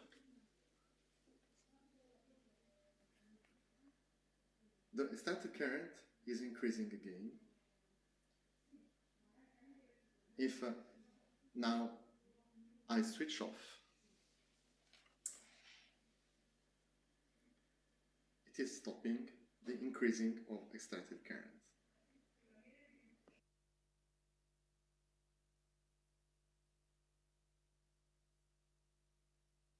Ok, probabilmente bisogna essere un po' smanettoni come gli ingegneri per entusiasmarsi di una roba del genere. Vi spiego perché è entusiasmante quello che avete appena visto. Dunque, quella lampada lì, come tutte le lampade, ha una proiezione superficiale di energia e la cellula, la parte sensibile, ha una certa superficie. Quindi vuol dire che su ogni centimetro quadrato di quella cellula arrivava tot energia sotto forma IR. Hanno fatto un po' di calcoli, facciamo finta che gli arrivava 100. Allora, tutte le trasformazioni cosiddette termodinamiche, che sono quelle del nostro motore, della nostra auto, eccetera, eccetera, soffrono di una limitazione di base che si chiama, ha tanti nomi, si chiama effetto Carnot, principio di Clausius, principio di secondo, principio della termodinamica, ci sono un sacco di nomi. Comunque, insomma, praticamente dice: scordatelo che riesce a convertire l'energia tutta quanta in lavoro, ne converti una parte minima. Diciamo che i nostri migliori motori arrivano al 28-30%, i migliori. Il resto vuol dire che la benzina la buttiamo via come calore, come rumore, come incombusti allo scarico. Vabbè, ok, sappiamo che la termodinamica funziona così. Bene, si sono fatti un po' di calcoli, perché la persona che parlava è Roberto Germano, cioè l'allievo del giudice e colui a cui Giuliano Preparato ha fatto fare la tesi. Farsi fare una tesi da Giuliano Preparata è come farsi fare una tesi da Majorana, non so se mi spiego, faccio fatica a spiegarsi, va bene? Bene, cosa c'è di eccezionale? Se uno si fa un po' di calcoli, si dice, vabbè, questa lampada a questa distanza per ogni centimetro quadro proietta 1 watt, facciamo dei numeri a casaccio, va bene? Allora, se il principio è facciamo i numeri facili, il sensore è di 1 centimetro quadro, quindi su quel sensore quanto arriva? 1 watt di potenza. Allora, sapete quanto hanno tirato fuori in energia elettrica con 1 watt? Entra 1 watt, quanto uscirà di energia elettrica in potenza? 0,1? Chi offre di più?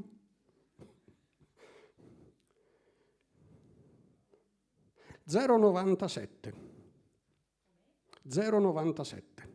Cioè l'efficienza il rendimento e efficienza non sono la stessa cosa. Il rendimento è il 97%. Vuol dire che hanno preso la peggiore energia dell'universo e l'hanno convertita al 97% in una delle energie più ordinate dell'universo, che è quella del campo elettromotore. Va bene? Che è assolutamente ordinata. Non è possibile generare campo elettromotore se la parte di estrazione degli elettroni liberi e cose non è perfettamente in fase, cioè è in coerenza assoluta. Infatti è un fenomeno di coerenza, tipicamente un fenomeno di coerenza. Va bene? Non so se avete una breve parentesi, perché uno usa delle parole ma fa fatica delle volte a rendere cose. Ci sono molti modi per spiegare che cos'è la coerenza. La coerenza è una cosa importante. In termini sociologici, la coerenza è la capacità di acquisire un'informazione e non perderla mai. Se io decido che devo essere onesto perché l'onestà è dovuta alla mia coscienza e acquisisco questa informazione a 4 anni guardando mio padre che è una brava persona, a 90 anni mi faccio ammazzare ma non divento disonesto. Questa si chiama coerenza. Bene, in fisica non è molto diverso. In fisica la coerenza è la capacità di acquisire un'informazione senza distorcerla e di mantenerla qualunque cosa mi succeda attorno. Spiegata meglio bisognerebbe spiegare cosa sono le simmetrie e le antisimmetrie. Diventa complicato, noioso. Comunque il concetto fondamentale è questo. Bene, in fisica si studia che i sistemi fatti da molte particelle o da poche particelle o sono coerenti o sono completi. Sono due robe, nel senso che più hai coerenza, meno hai completezza. Più hai completezza, meno hai coerenza. Va bene? È un po' complicato da spiegare, ma tutta la fisica quantistica è assolutamente controintuitiva. La coerenza è la capacità che ogni parte ha di non dire cose in opposizione a quello che dicono gli altri. Se noi fossimo in completa coerenza, penseremmo, avremmo le stesse informazioni, diremmo le stesse cose, non perché siamo costretti, ma perché ne siamo convinti. Questa è coerenza. Bene. La coerenza totale rende non spiegabili tutti i fenomeni fuori coerenza, cioè siamo completamente coerenti e quindi completamente incompleti. Cosa vuol dire incompleti? Chi è coerente e pratica l'etica non può concepire la non etica. Non può concepire la non etica, cioè non è completo, perché solo chi è completo concepisce tutto, il nero e il bianco, il due del suo opposto. Va bene? La coerenza non concepisce niente che sia fuori coerenza. Bene, tutta sta pappardella che sembra filosofica per dire che cosa? I sistemi coerenti, se fosse stato un normale principio di natura termica o termodinamica, il rendimento 97 sarebbe stato impossibile, perché sarebbe stata un'aperta violazione del secondo principio della termodinamica.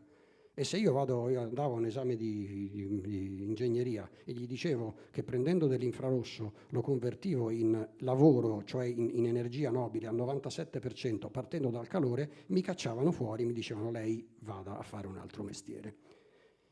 E invece è vero. Perché è vero?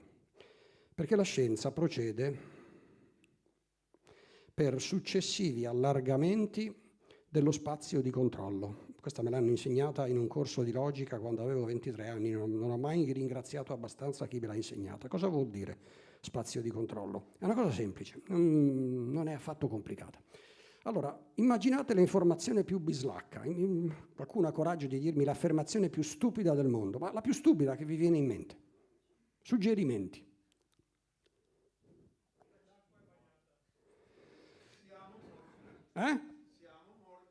Siamo morti, bene.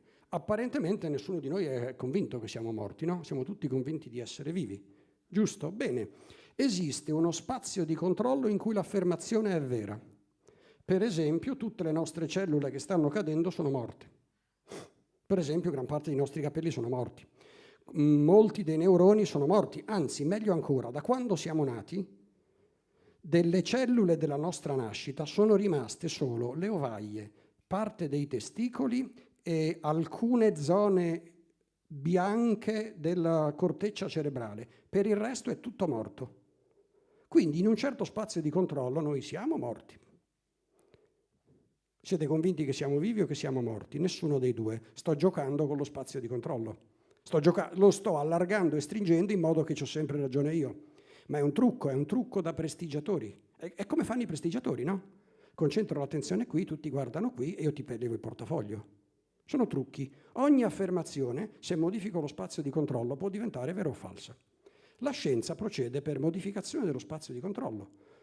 A cominciare dalla regina delle scienze, che non è neanche una scienza, che è la matematica, che prende problemi irresolubili e dimostra che sono irresolubili finché rimaniamo dentro al recinto. Quando apriamo il recinto, fuori dal recinto sono irresolubili, ma bisogna uscire dal recinto. Bisogna uscire dal recinto. E non si esce dal recinto perché qualcuno ti viene a aprire. Si esce dal recinto perché decidi di uscire. Punto. Non ci sono salvatori. Ci sono metodi, ci sono istruttori, ci sono... Quanti di noi possono fare un 8000? Pochi, direi, no? 8.000 metri, l'Everest, l'Annapurna, il Nanga Parbat, questi qua, un 8.000, pochi, no? Bene, io sostengo che se avessimo cominciato con dovuta cautela a 7, 8, 10 anni, l'85% di noi potrebbe fare un 8.000. Quindi alla fine stiamo esattamente dove decidiamo di stare, né più né meno. Il resto sono tutte scuse. Solo che è bruttissimo da dire perché uno dopo deve dire allora non è che non abbiamo la fusione fredda perché ci sono i cattivi, ci sono i sionisti, c'è Bill Gates. No, abbiamo la fusione fredda perché non ce la prendiamo. Non abbiamo la pila IR perché non ce la prendiamo. Io sono venuto qua, adesso lei farà un salto sulla sedia, io sono venuto qua per una ragione egoistica. Io sono venuto perché fa piacere a me. Perché ottengo dei risultati io, notevoli, molto più dei soldi. E cioè, ogni volta che la comunità acquisisce maggiore consapevolezza dei suoi mezzi e quindi diventa meno domabile, io guadagno. Che se guadagnano gli altri, guadagnate voi, sono fatti vostri, cioè sono calcoli che vi dovete fare voi, non me li devo fare io. Io mi faccio i miei. Cioè, l'egoismo è alla base dell'etica. L'egoismo praticato in maniera così massiva da generare l'altruismo. Cosa voglio dire? E questo ha molto a che fare con i domini di coerenza, tantissimo. Ed è la parte centrale della dimostrazione che ne fece preparata. Fece un discorso di presentazione che non era per niente tecnico, era filosofico, perché era un uomo grandioso, colossale. Disse... Quando gli venne, lo ripeté anche Emilio Del Giudice molte volte, quando gli chiesero ci illustri la differenza fondamentale fra fisica deterministica, quella che studiamo al liceo, Newton, geni assoluti, e la fisica quantistica, però ce lo spieghi in poche parole. Lui dice in poche parole, ve la spieghi in pochissime parole, è la cosa più banale del mondo. La fisica deterministica dice alle particelle cosa devono fare, è un ordine. Non ammette replica, non ammette discussione. È deterministica. Questo qua deve cadere, non può scegliere di non cadere, deve cadere, va bene? Determinismo, punto, fine. Non c'è scelta, è così e basta, la regola è questa. La fisica quantistica suggerisce a ogni particella cosa potrebbe e non potrebbe fare e tutte le relazioni di ciò che succederà se lei deciderà di farlo o non farlo, e la particella sceglie. Cioè la fisica quantistica postula la coscienza in ogni singola particella. Guardate che queste cose qua non sono robe da matti induisti che si fumano le robe strane, va bene? Questi sono i principi di formazione della coscienza che Federico Faggin, in piedi, che Federico Faggin sta studiando in questo momento, sta studiando esattamente queste cose che io vi dico. Quindi tutte le fole della coscienza universale, eccetera, eccetera, che le dicono i buonisti che non hanno un cacchio da fare nella vita, stanno venendo fuori come scienza. Punto. Va bene? Ripeto, perché io insisto su queste forme di produzione dell'energia, che sono poca roba in realtà, sono poca roba, perché sono tutti esempi crescenti di domini di coerenza. Che cos'è? Vediamo, vi faccio vedere che cos'è un dominio di coerenza, va? Così la facciamo più breve. Supponete che io prendo alcuni metronomi, sapete, quelli che danno il ritmo ai pianisti, e li metto qui sul tavolo, e questo tavolo è un corpo rigido, quindi che non partecipa al movimento. Metto 5 metronomi, per esempio, qui sul tavolo, li carico e quelli partono. E ognuno partirà con la sua fase, che dipende dall'istante in cui ho acceso il moto. La frequenza magari è la stessa, però, dato che l'inizio è diverso, i 5 metronomi oscilleranno ognuno con la sua fase. E questo continuerà per l'eternità. Secondo esperimento. Metto qui sul tavolo 4 lattine vuote di Coca-Cola o di aranciata, fate voi, messe di fianco sul tavolo in maniera che possano rotolare così. Sopra le 4 lattine ci metto una striscia di legno. Quindi con questo ho creato una piattaforma oscillante, una piattaforma non stabile. I 5 metronomi li metto su questa piattaforma oscillante e li faccio partire. Meraviglia! Nel giro di pochi secondi i 5 metronomi vanno esattamente tutti e 5 a ritmo. Perché? Si è creato un insieme coerente. Perché si è creato un insieme coerente? Perché c'è un mezzo capace di dialogare con ognuno di essi. Si crea quello che Larissa vi spiegherà domani, che si chiama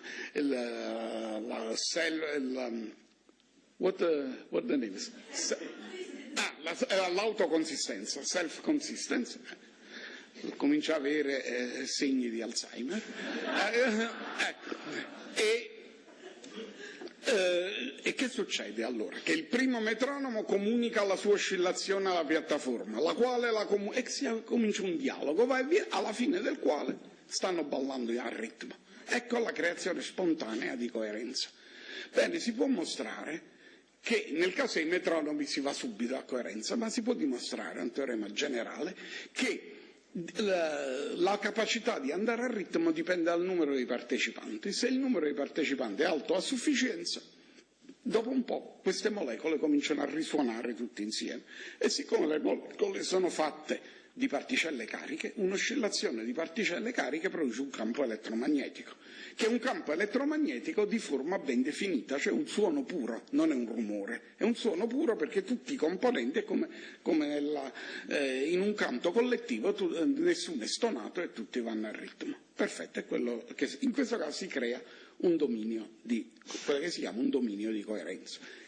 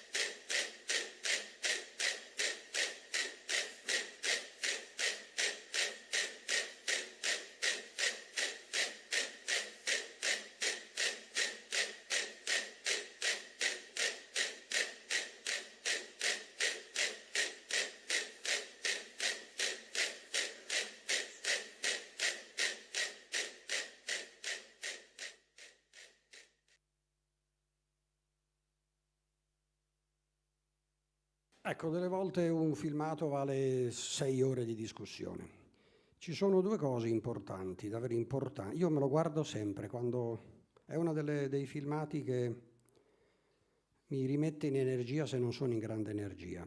Allora, se è una cosa stupida come un insieme meccanico fatto da 2 lattine e una lastra che oscilla nella stessa direzione dell'oscillazione di massa, riesce a mettere d'accordo 50 metronomi, pensate che cosa può fare la nostra acqua interstiziale, cioè l'acqua che abbiamo intorno alle cellule, che ha capacità di direttore d'orchestra, che è miliardi di miliardi di miliardi di miliardi di volte più potente, veloce e efficace di quel sistema che abbiamo visto. Allora, noi siamo domini di coerenza.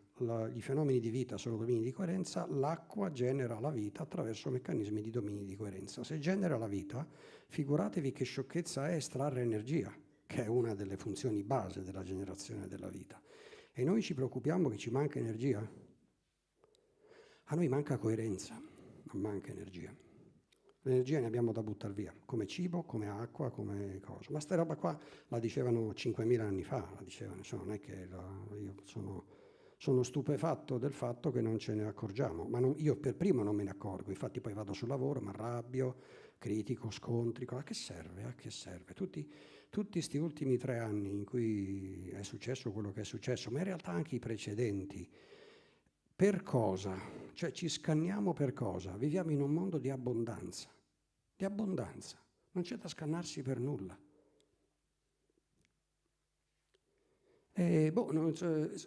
Smetteremo prima o poi, immagino, perché non è possibile. Vi faccio anche vedere come si passa. Perché uno dice, vabbè, ma ci hai fatto vedere dei metronomi, che c'entra la pila IR? C'entra e come? La pila IR, quella strana robetta su cui arrivavano gli infrarossi e che generava energia elettrica, è fatta da 2 parti che sono degli idrogel. Che cosa sono gli idrogel? Gli idrogel sono si fanno in tanti modi, sono peptidi oppure gelificanti, robe, che dentro le loro cellette segregano delle parti molto piccole di acqua. È l'acqua che sta funzionando lì, è solo l'acqua. Bene. Tutti quelli che studiano fisica sanno che per avere una condizione elettromotrice bisogna creare uno sbilanciamento e che questo sbilanciamento deve essere costante nel tempo, altrimenti se annulli lo sbilanciamento cessa la forza elettromotrice. Un esempio tipico di cessione di fine dello sbilanciamento è quando ci si scarica il cellulare. Perché si è scaricato? Lo sbilanciamento di cariche che era stato generato come ossidoriduzione, di trasformazione della massa chimica, è completamente ritornata alla fase iniziale, lo sbilanciamento che avevo creato è finito e la pila è scarica. Va bene? Ma la pila è scarica perché poi dopo la riattacco alla rete e la ricarico e ricreo lo sbilanciamento. È come carico una molla e creo uno sbilanciamento. La molla si scarica, se non la ricarico non funziona più. Il cellulare funziona uguale, le nostre cellule funzionano uguale, ed è la ragione per cui invecchiamo, ci vengono i capelli bianchi e dopo torniamo materia che eravamo prima. Ma vabbè, niente di male, robe che capitano. Cosa c'entrano quei metronomi col dominio con il coso? L'acqua funziona esattamente per dominio di coerenza, cioè cosa si fa sulle 2 semiparti di questa che si chiama impropriamente pila, ma non è una pila in realtà? Una delle 2 è stata organizzata in dominio di coerenza con dei metodi non tanto complicati, tutto sommato. Li posso spiegare, sono rognosi da fare, ma sono abbastanza facili da spiegare. L'altra semiparte invece è fatta d'acqua normale, quindi c'è un'acqua fica, diciamo, molto organizzata, molto consapevole di se stessa, che ha come massimo ardore il fatto di trasferire le sue capacità a quell'altra. Perché questo è il bello dei domini di coerenza. I domini di coerenza non sono basati si chiamano domini, ma tutto sono meno che voglia di dominare. Sono voglia di dare all'altro quello che tu hai capito. Perché la natura, che ne dicano i darwinisti che hanno capito male Darwin, non funziona per competizione, funziona al 98% per cooperazione e al 2% per competizione. E la competizione è vitale solo nei casi in cui i meccanismi di cooperazione sono messi a rischio. Allora bisogna diventare cattivi. Popper parlava della necessità di essere intolleranti con gli intolleranti. Cioè diceva, e questo lo diceva anche Platone nella Repubblica, la società che è così tollerante, buona e civile da non difendersi più dagli intolleranti verrà spazzata via, esattamente come il sistema immunitario non si fa tante domande, un macrofago se entra un batterio, appena lo vede entrare gli fa così, senza fare tante domande. Va bene? Quindi, ogni volta che si instaura un meccanismo di coerenza, io ti voglio convincere, ma se tu mi vuoi distruggere, finisci male tu. I domini di coerenza vogliono convincere perché sono parte della, non so se sono parte della fisica quantistica, sono parte del miracolo che genera, che prende il vuoto e lo organizza nell'universo che abbiamo di fronte agli occhi, che è un miracoloso, è solo bello, è solo bello. Solo alcune razze sono un po' stupidi, ogni tanto uno li guarda e dice ma che stanno facendo questi? Però per il resto è veramente una meraviglia, cioè è impossibile non lasciarsi catturare da un bosco, da una montagna, dal mare, da un pesce, guardare i dettagli di una foglia e dire cacchio, è fatto proprio bene, cioè non si poteva fare meglio di così. Bene, tutto sto sfoggio di bellezza e tutto sto sfoggio di meraviglia l'hanno fatto così perché faccio il figo? No, è stato fatto perché l'organizzazione del vuoto in universo genera bellezza perché ogni parte gode di quella bellezza, quindi scopo dell'evoluzione universale è di renderci felici. Questo è lo scopo. Solo che noi facciamo di tutto per non capirlo, io per primo, che vivo sono uno che litiga un sacco, sempre incazzato, quindi non ho proprio niente da insegnare, e decidiamo invece che dobbiamo massacrare il nostro vicino, rompergli i coglioni, decidere il potere è la più stupida delle attività umane. Cioè io godo perché tu fai come dico io. Cioè, poveretto, sei da internare, hai veramente dei problemi grossi. Va bene? Bene. Queste sono le forme evidenti di sistema energetico. È chiaro che io parlo di sistemi energetici, ma i sistemi energetici sono una roba talmente piccola rispetto ai meccanismi dei domini di coerenza che è come, che ne so, comprarsi una Ferrari ultimo modello e interessarsi dell'accendisigari. Cioè, dice, ma solo l'accendisigari hai notato? C'è parecchio di più. Per cui i sistemi energetici sono la parte finale, la parte più stupida di questa cosa. Non vi ho detto le altre applicazioni sono inimmaginabili. Con i domini di coerenza non si fa energia, con i domini di coerenza si curano le malattie. Con i domini di coerenza si purificano i sistemi contaminati di qualsiasi tipo e genere. Con i domini di coerenza si fa trasmutazione, eccola lì. Trasmutazione vuol dire che posso tirare qualsiasi materiale da qualsiasi materiale, posso rigenerare un fegato, una cellula, una roba di questo genere. Posso bloccare l'apoptosi, quindi posso portare la vita a 500 anni, 1000 anni. Ovviamente non si sa neanche se una roba del genere abbia del senso, perché poi se siamo sottoposti al decadimento della materia, presumibilmente l'universo che ci ha fatto così una qualche idea ce l'ha avuta. Magari siamo qua perché questa roba qua deve durare poco, insegnarci un po' di robe e poi andare in altra forma. Ma il dominio di coerenza non lo perdiamo mica, ma quello non si perde. Non importa cosa succede, non si perde, è più forte di noi.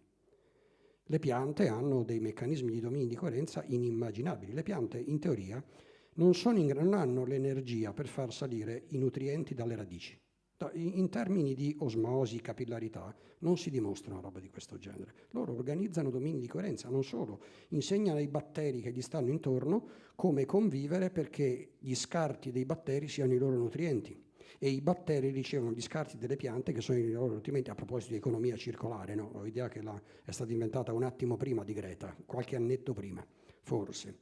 E via così, cioè se uno inizia ad avere questa prima infarinatura di che cos'è un dominio di coerenza guardando semplicemente i metronomi e poi inizia a guardare tutto con gli occhi di quei metronomi, tutto, le relazioni in famiglia, come organizzare il lavoro, l'energia, i trasporti, l'istruzione, come trattare i bambini, come fare un orto, come piantare un chiodo, come fare l'artigiano, perché venire qui e tenere il microfono in mano.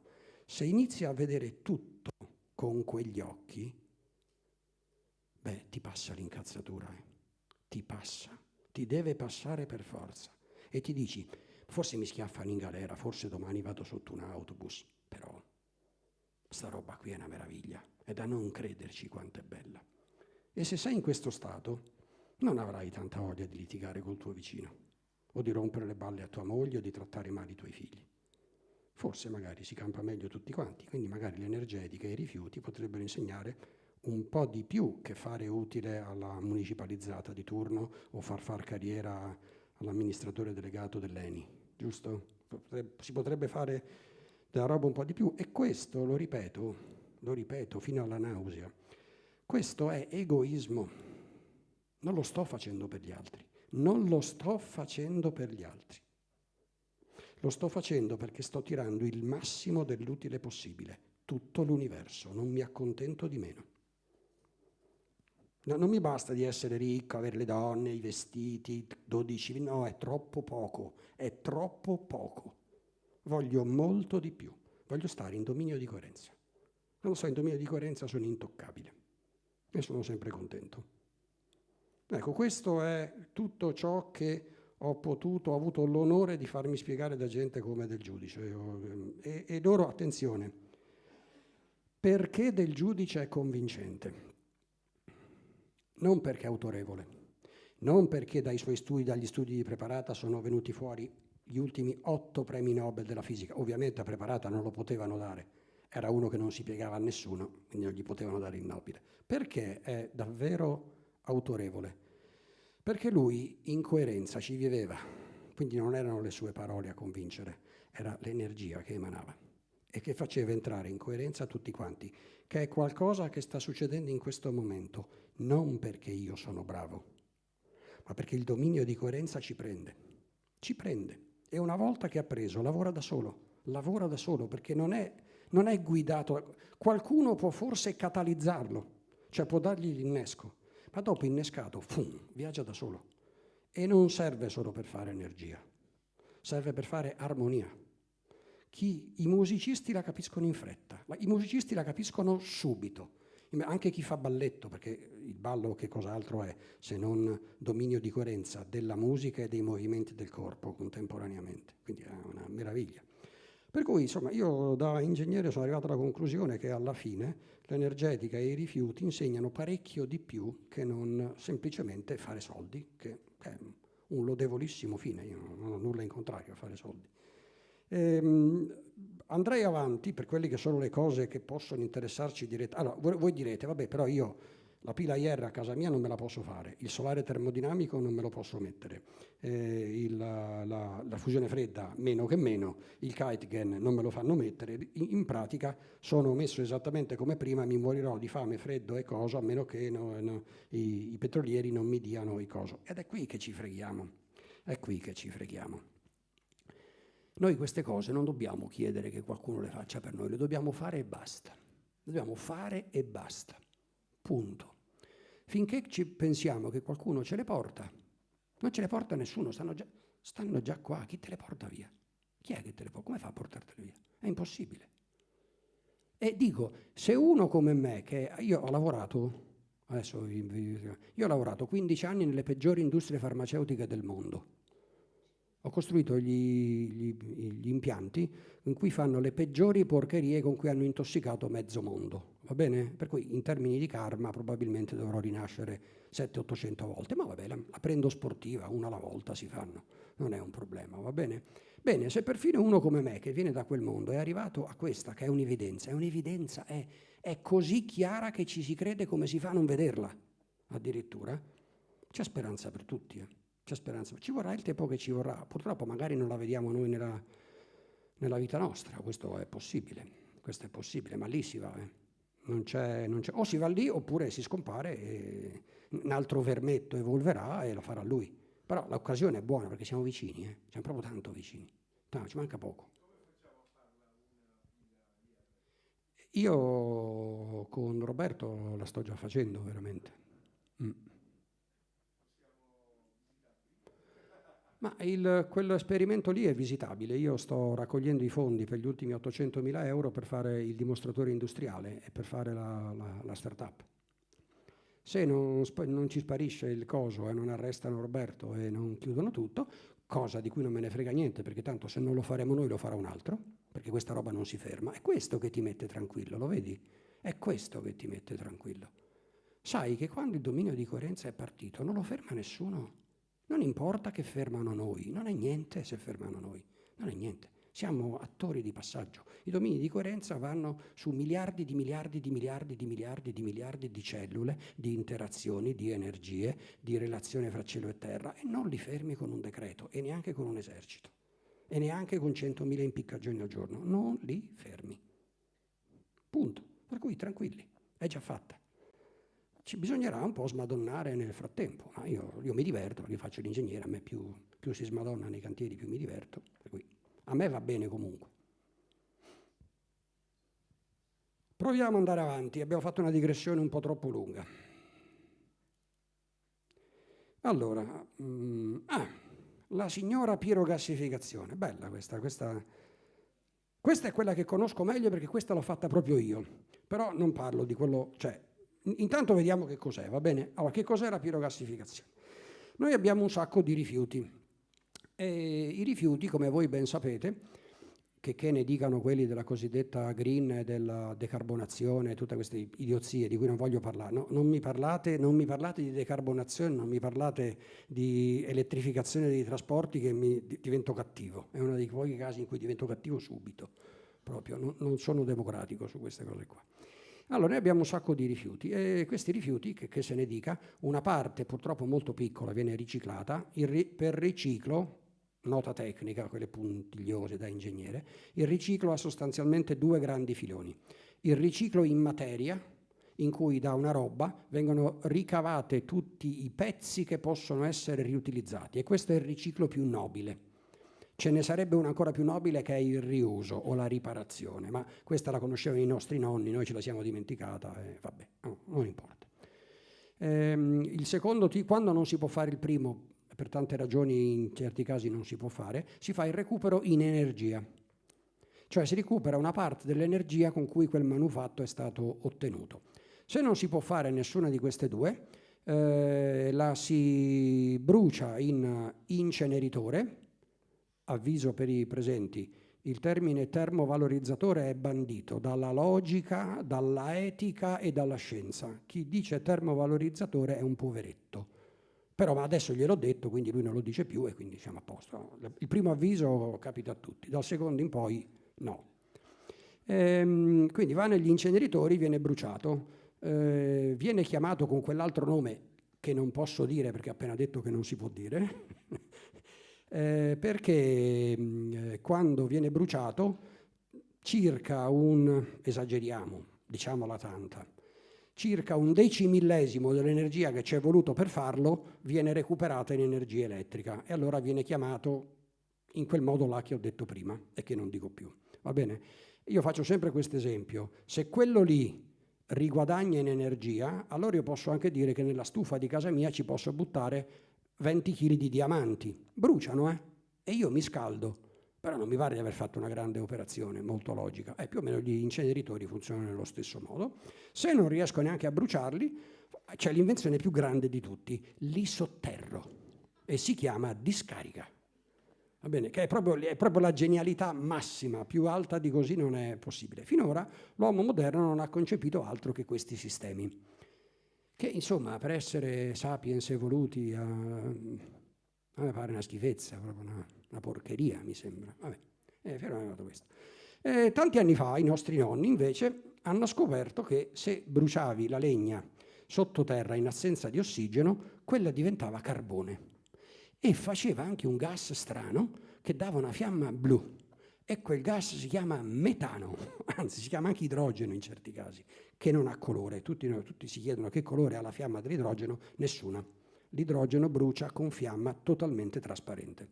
Infatti se vedete più vedete una fiamma che non ha colore, più sappiate che è una fiamma ad altissima temperatura. La combustione dell'idrogeno dà la massima temperatura possibile per i combustibili. Poi ci sono altri sistemi per andare più su, ma non importano. Benissimo. Allora, che cos'è sta cavolo di pirolisi? La pirolisi e la pirogassificazione è la forma più stupida di dominio di coerenza. Guarda lei che caso, capitano tutti a me. Come si fa?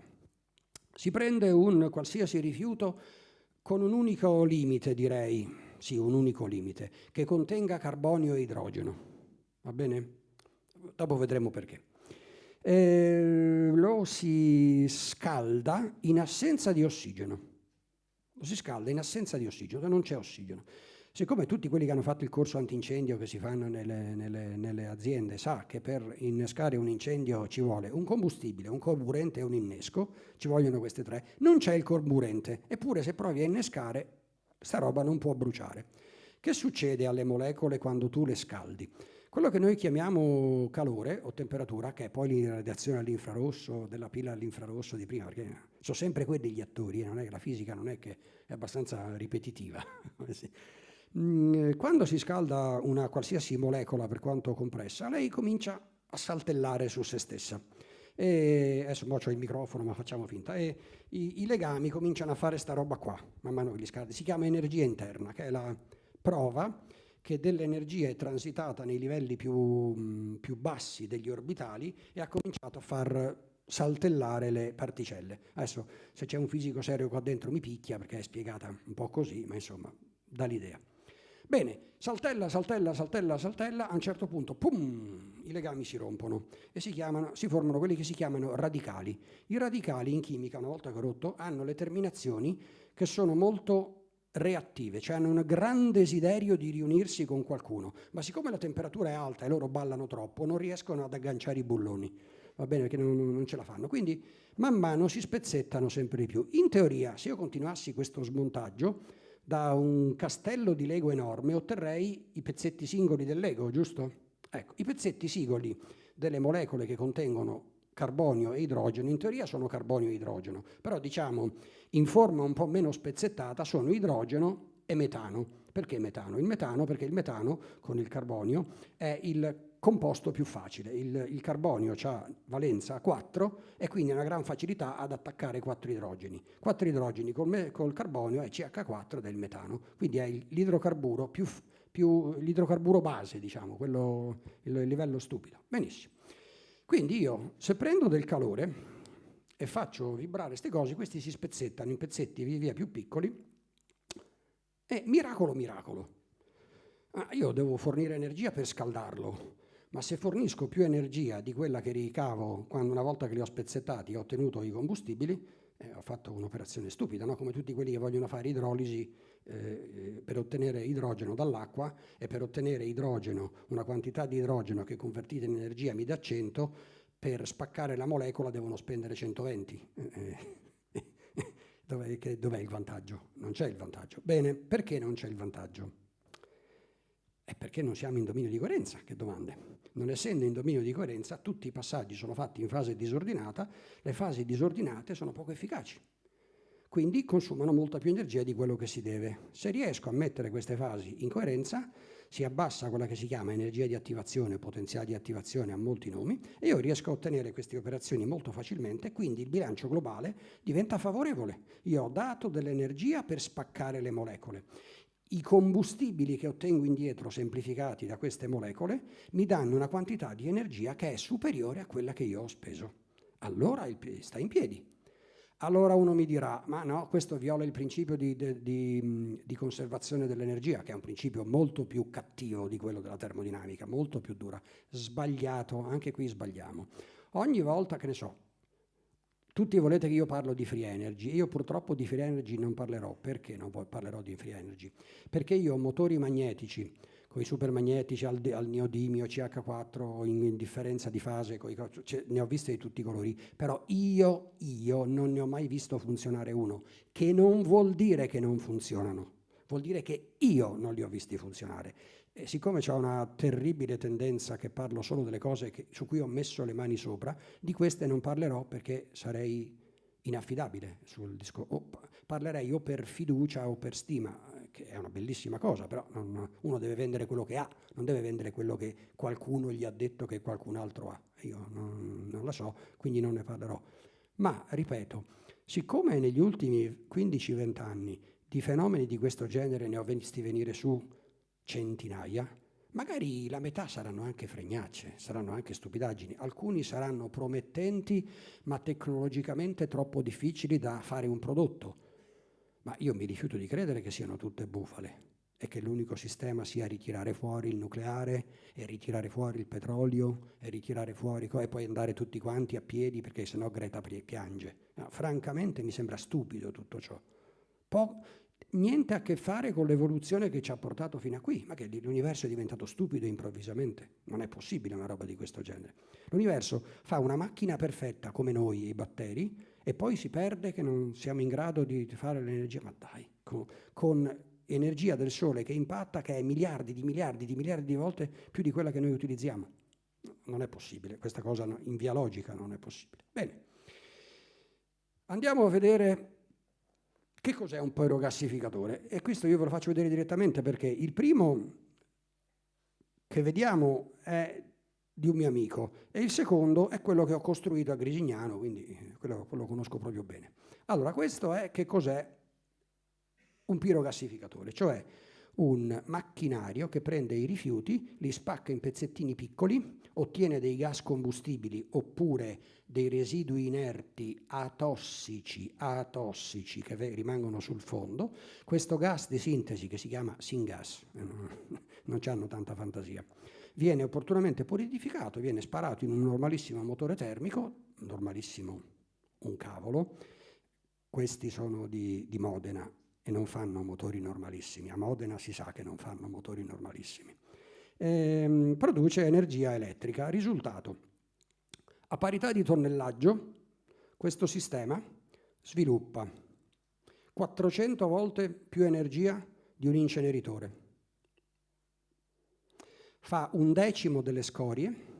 Le scorie sono atossiche, totalmente atossiche. Se nelle scorie ci sono metalli pesanti, i metalli pesanti sono già segregati, quindi possono essere portati in raffinazione e recuperati. E, tenetevi forte, non ha impatto ambientale. Non ha. Nel senso che l'unico punto emissivo, adesso non so voi se vi intendete di che cosa come vengono classificati gli impianti a impatto ambientale. L'impatto ambientale è di 3 tipi. O è emissivo, o è fine produzione, o è intermedio che non può essere controllato. È un po' rognoso da spiegare, ma comunque ve lo capisco, ve lo spiego semplice. L'emissivo sono le ciminiere. Le ciminiere e i reflui di scarico che butto nel fiume, quelli sono emissivi, li butto fuori. Quindi ho concentrato un tossico e poi lo butto nell'ambiente e si arrangerà man natura, oppure il vicino che si becca un cancro, chi se ne frega. Più o meno è così. Le fini lavorazione non sono emissive, perché io magari faccio una cosa super tossica, però la chiudo in un fusto. Non l'ho emessa nell'ambiente, è sotto controllo, però rimane tossica. Va bene? La terza sono le cosiddette fugitive, cioè sono quelle parti del processo per le quali normalmente non dovrei fare un contaminante, non dovrei perderlo, però per 1 milione di ragioni pratiche fra la teoria e la pratica di fatto succede. Ecco, queste sono le 3 fonti di inquinamento dell'industria, di tutte le nostre cose. Bene, la pirogassificazione, almeno quella che ho visto io con i miei occhi, di cui ho fatto le prove, di cui ho chiamato tutti i laboratori, produce 400 volte più energia elettrica a parità di tonnellaggio bruciato, non si dice bruciato, ho appena detto che non brucio, trasformato, di un qualsiasi inceneritore meraviglioso, anche quelli di Copenaghen, anche quello di Brescia, la provincia con le più alte ricadute di diossina nel latte materno d'Europa. Diossina nel latte materno, teratogeno, oncogeno, mutageno. Vabbè, andiamo avanti, se no roviniamo il dominio di coerenza, crolla. Quindi questo impianto alla fine fa 10 volte meno scorie, cioè meno ceneri finali di un inceneritore, fa 400 volte di più energia elettrica e non ha punti emissivi. No, non ce li ha, quindi è difficile cercare l'impatto ambientale se l'impatto ambientale non esiste. Allora voi mi direte, ma come? Hai appena detto che il combustibile finale va a finire in un motore, il motore ovviamente c'ha il suo scarico. È vero, il motore c'ha il suo scarico e quello è un punto emissivo, ma sto bruciando un combustibile, non sto più bruciando un rifiuto. O voi direte, questa è una distinzione sottile. Benissimo, i livelli emissivi si fanno sempre, i livelli emissivi seri si fanno sempre per unità di energia prodotta, perché è quello che ha importanza alla fine, no? Infatti i consumi dell'auto che cosa si fanno? In grammi di benzina per kilowattora prodotto, cioè l'effetto finale l'ho dovuto pagare con tot l'effetto iniziale, la benzina, mi ha dato come risultato l'effetto finale kilowattora. Va bene, quella è l'efficienza, va bene? E qui stessa cosa in CO2, che non è un contaminante. Altra cosa, cavatevi dalla testa, la CO2 non è un contaminante, non è neanche un inquinante. La CO2 è la base con cui le piante lavorano. Più CO2 uguale più rapida crescita delle foreste. Con buona pace di Greta. Povera bambina, dal quale va tutto il mio affetto e tutta la mia comprensione. Perché non fa una bella vita, non ha dei bei genitori, non ha dei begli amici. Neanche un po'. Quindi solo pena si può avere per una bimba del genere messa in mezzo in questo modo vomitevole. Andiamo avanti. Quindi, pirogassificazione, vediamola. Questa che vi faccio vedere è l'impianto padre, quello che è sul Panaro, come cacchio, Savegnago sul Panaro, sì, dal buon Remo, persona straordinaria. Vediamolo che cos'è, intanto.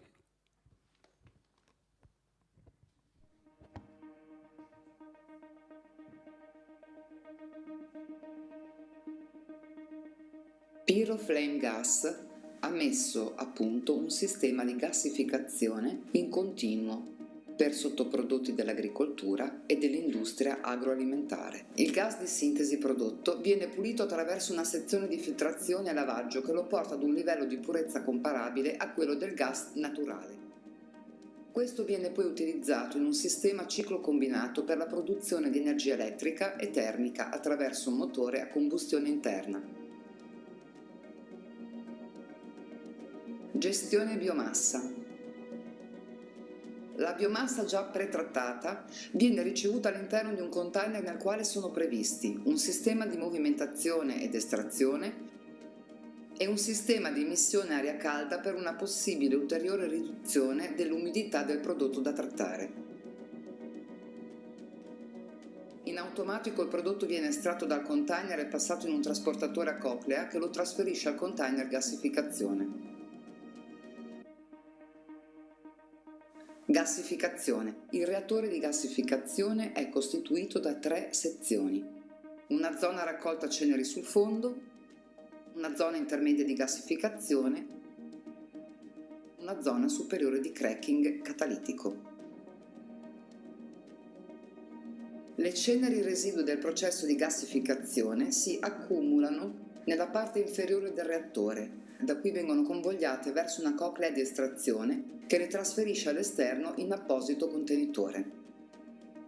Il prodotto da gassificare entra in modo controllato all'interno della zona di gassificazione, dove si porta rapidamente alle condizioni ottimali di reazione, temperatura intorno ai 650-700 gradi. Pulizia è costituita da un filtro a cartucce ceramiche ad alta efficienza, superiore al 99,5%.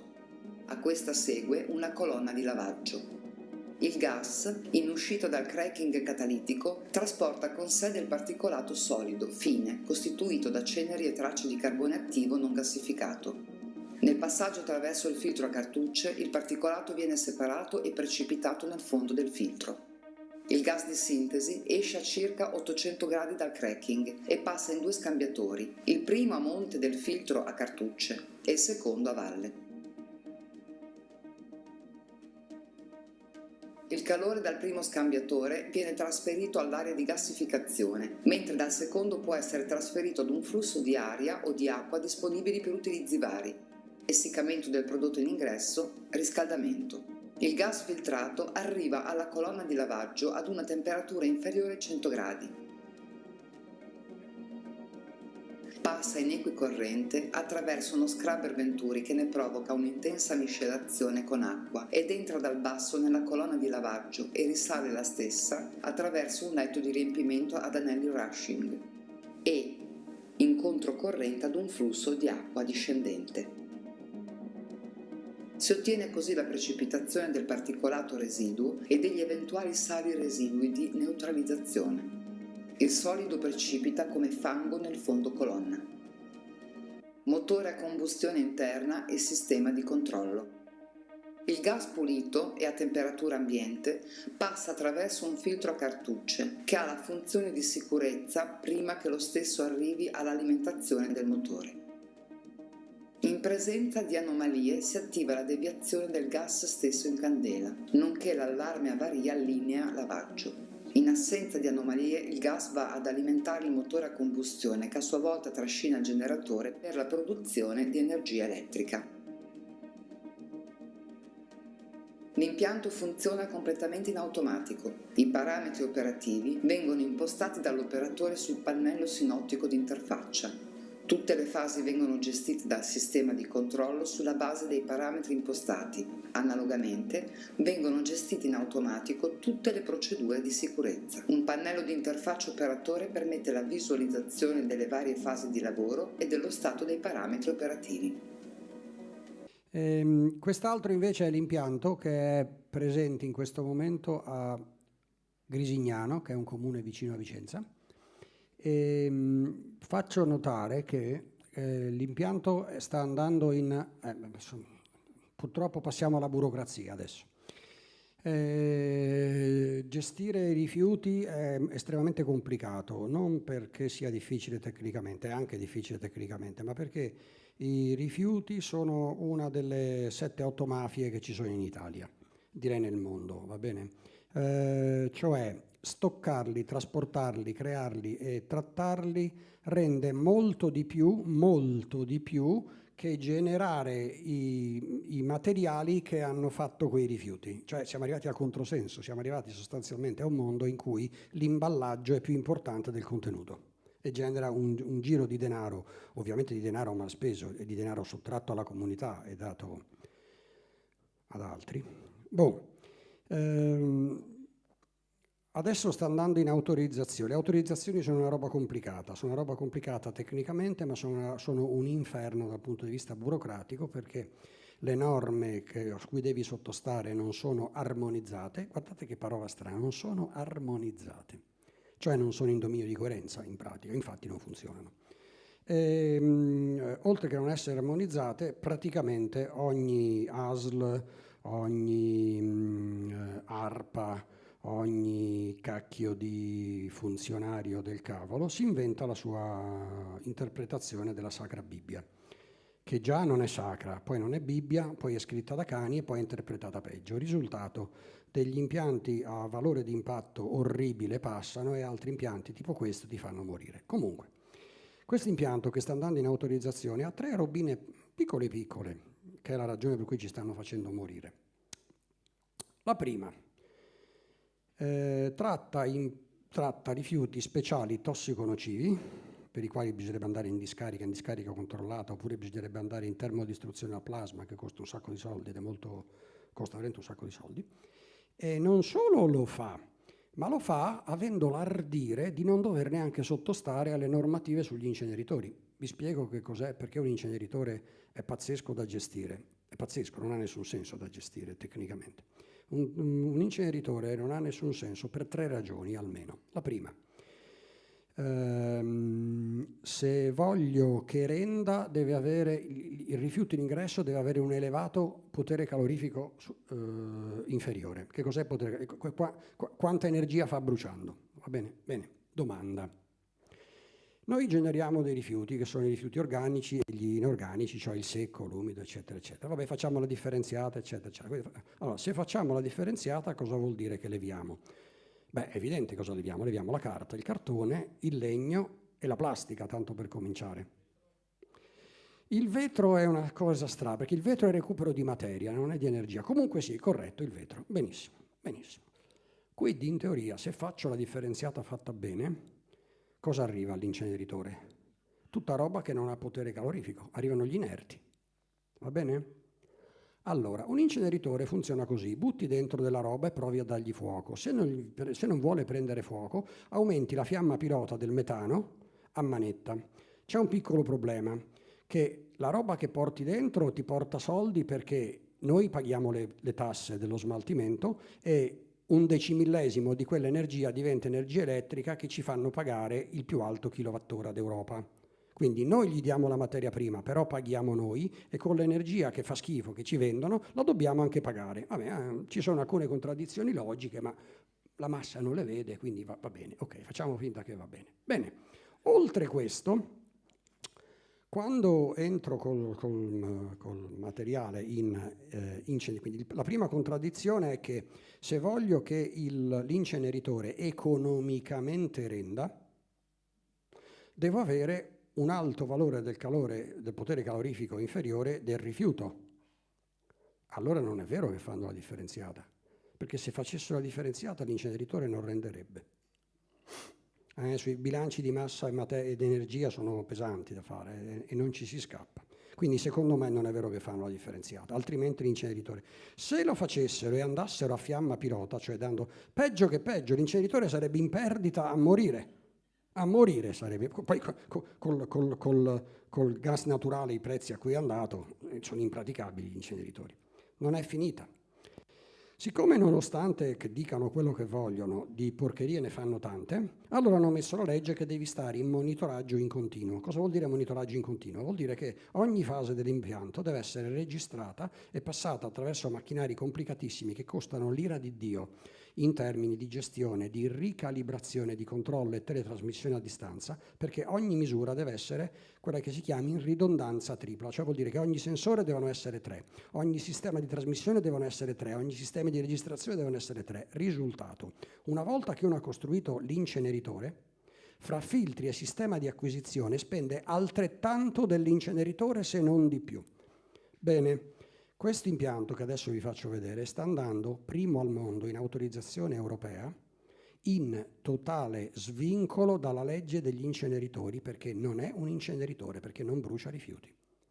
Sarebbe il primo impianto al mondo che tratta rifiuti tossici speciali e non è un inceneritore. Una robina bella, e sarebbe italiana, tutta, dall'inizio alla fine.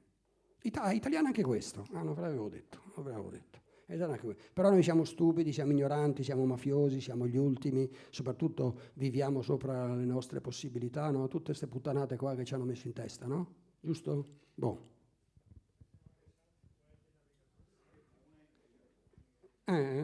Sì, più o meno.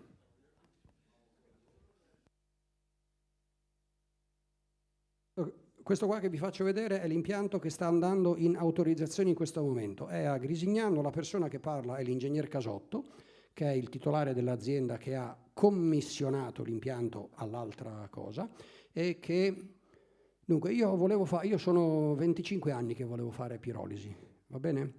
4 anni fa ho incontrato Casotto, dopo che per 10 anni avevo fatto il giro, non so, credo di 400 diversi 500, non mi ricordo neanche più quanti ne ho girate, va bene? E tutti quanti mi dicevano che ero matto, che era impossibile fare pirolisi. E innanzitutto non rende, e poi inquina, e poi è un inceneritore, e poi i verdi si incazzano, e poi, cazzo, ma vuoi levare i soldi ai trasporti di rifiuti, agli stoccaggi, vuoi chiudere le discariche, vuoi chiudere gli inceneritori? Ma che sei scemo, sono un sacco di soldi, va bene? L'ingegner Casotto ero andato lì per fare un colloquio, ve lo racconto perché fa ridere, ero andato lì per fare un colloquio come direttore tecnico di un centro di smaltimento, va bene? Vado lì, facciamo il colloquio e lui dice, bravo, sì, ci intendiamo, persona molto in gamba lui, bravissimo, veramente bravo. Io alla fine gli dico, ma siccome ci eravamo piaciuti, ci siamo dati del tu, gli dico, Antonio, ma io ci avrei un'ideuzia in testa, te ne posso parlare? Ho parlato 5 minuti, mi ha fermato, ho detto, fermo là. Ha fermato lo stabilimento, ha chiamato tutti i direttori tecnici, li ha seduti là, ha detto ripeti, da capo. Gli ho spiegato tutto, lui mi guarda, fa lascia stare direttore tecnico, facciamo pirolisi, chi se ne frega del resto, facciamo pirolisi, va bene, portami le idee tue, domani cominciamo il progetto. E abbiamo cominciato così. Siamo stati 1 anno e mezzo dietro, abbiamo trovato quel meraviglioso costruttore che è la Piroflame Gas, abbiamo fatto questa roba qui, dovrebbe fare, io penso 10 brevetti mondiali dovrebbe fare, va bene, perché gli sono venuti in mente delle cose inimmaginabili. Il motore, abbiamo ricevuto le visite di tutti i più grandi costruttori di motori endotermici per uso syngas, biogas, eccetera, eccetera, del mondo, i quali sono venuti a vedere perché hanno detto col gas con cui entrate è impossibile far girare un motore. E Remo gli ha risposto, dillo tu al mio motore che è 6 mesi che gira. E lui si è incaponito a girare e continua a girare, io non so più cosa fare, io faccio di tutte perché lui non giri, ma lui gira. Dico, ma vabbè, ma l'avete spiellato quante volte? No, veramente è ancora l'olio originale, veramente, a dir proprio la verità, va bene. E tu gli hai detto, ma tu sei un pallonaro. Vieni a vedere, se vuoi che ti dica. È ancora lì che gira, sta girando anche adesso, sta girando anche adesso.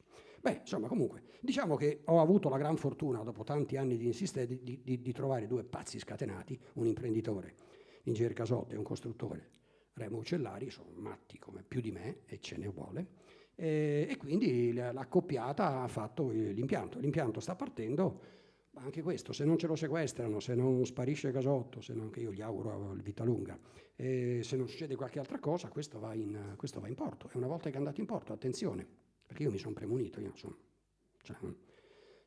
15 anni nell'industria farmaceutica, diventi cattivo, sai anche usare, con i bastardi ci tratti bene, anzi quasi ti diverti. Mi sono premunito e gli ho detto, ascolta, ovviamente alla partenza dell'autorizzazione facciamo un preambolo e lo depositiamo, che noi non solo partecipiamo come innovativo e brevettabile, ma partecipiamo anche come BAT. Sapete cosa sono le BAT? Le BAT sono le Best Available Technologies, cioè le tecnologie che vengono considerate le migliori possibili per un settore. Che vantaggio dà entrare come BAT? Dà un vantaggio piccolo piccolo, che gli appalti pubblici che partono, se partono in un certo settore, prima devono usare le BAT, poi gli altri. Risultati, appena ci autorizzano, noi blocchiamo tutti gli appalti degli inceneritori d'Europa e gli diciamo li dovete rifare, perché è arrivata una tecnologia che è migliore, quindi la tecnologia non si può più usare. Perché io non ho intenzione di scherzare, io ho intenzione di dargliele sul muso, quante ne portano, ma senza cattiveria però, in dominio di coerenza. Siamo nel nuovo impianto di Elite Ambiente a Grisignano, il centro di ricerca sperimentale su nuove applicazioni per quanto riguarda l'economia circolare dei rifiuti. E alle mie spalle avete un impianto di pirogassificazione. In tempi di crisi energetica, come stiamo vivendo adesso, avere delle soluzioni per produrre syngas, del gas per poi fare energia elettrica, oggi è di attualità e può servire chiaramente alle imprese e ai cittadini per diminuire il caro bollette. Quello che mi preme sottolineare e che vedo sempre di più è che quella che viene chiamata transizione ecologica oggi sta entrando sempre di più nelle menti dei cittadini e anche degli amministratori. Transizione ecologica ed economia circolare significa non più la formula del produco, consumo e smaltisco, ma vedere il rifiuto non più come rifiuto ma come risorsa da poter utilizzare da un punto di vista di materia prima quando è possibile oppure di energia. In questo caso abbiamo a che fare con residui che sono plastica eterogenea e quant'altro che non possono essere riutilizzati come materia prima e lo stesso arriviamo a produrre gas per poter fare energia elettrica con motori endotermici. Questo impianto, che è dimensionato 250 kg di rifiuto, produce 250 kWh e quindi per ogni tonnellata ho 1000 kWh prodotti, che è un risultato molto interessante. Serve effettivamente cultura, perché io mi rendo conto che c'è ancora molta disinformazione, ancora il rifiuto viene visto come una bestiaccia. E invece il rifiuto è una risorsa e sempre di più dobbiamo renderci conto che abbiamo bisogno di studiare forme di riutilizzo e di riimpiego per poter dare a queste risorse una nuova vita e chiudere quell'anello che è l'anello dell'economia circolare. Un dettaglio. Molte persone sono pessimisti perché dicono ma tanto non ce lo faranno fare, tanto è impossibile, il potere è troppo forte. Non è vero, guardate, non è vero, no, proprio non è vero. Siccome il potere non lavora in dominio di coerenza, accumula continuamente tossine dentro se stesso fino a che muore delle sue incongruenze, perché non è in dominio di coerenza. Vi faccio un esempio sui rifiuti. I rifiuti sono la cosa peggiore, sono una delle tracce peggiori, cioè un po' di esempi. Qualcuno si ricorda di Ilaria Alpi e Miran Hrovatin? Qualcuno qua dentro sa chi sono? Sono morti per rifiuti, sono morti per rifiuti, giusto? Va bene. Quasi tutte le porcherie che vi potete immaginare, dietro quasi tutte hanno una storia di rifiuti. È incredibile, ma è così. Bene, io mi aspettavo da parte delle ARPA, in questo caso ARPA perché è Emilia Romagna il primo autorizzatore, adesso questo è Grigignano invece è ARPAV, quindi Veneto. Mi aspettavo una lotta al coltello perché la lobby degli inceneritori, tutte come dire, la leggenda negativa del complottismo. Io odio la parola complottismo in tutti e due i sensi, la odio. La odio in termini di chi la usa contro quelli che i complotti li mostrano, che ovviamente è evidente che lo fanno, ma in un certo senso ce l'ho anche per quell'enorme parte dei denunciatori che denunciano solo per dire tanto non c'è niente da fare, siamo morti, siamo finiti. Ma no, non è vero, non siamo né morti né finiti.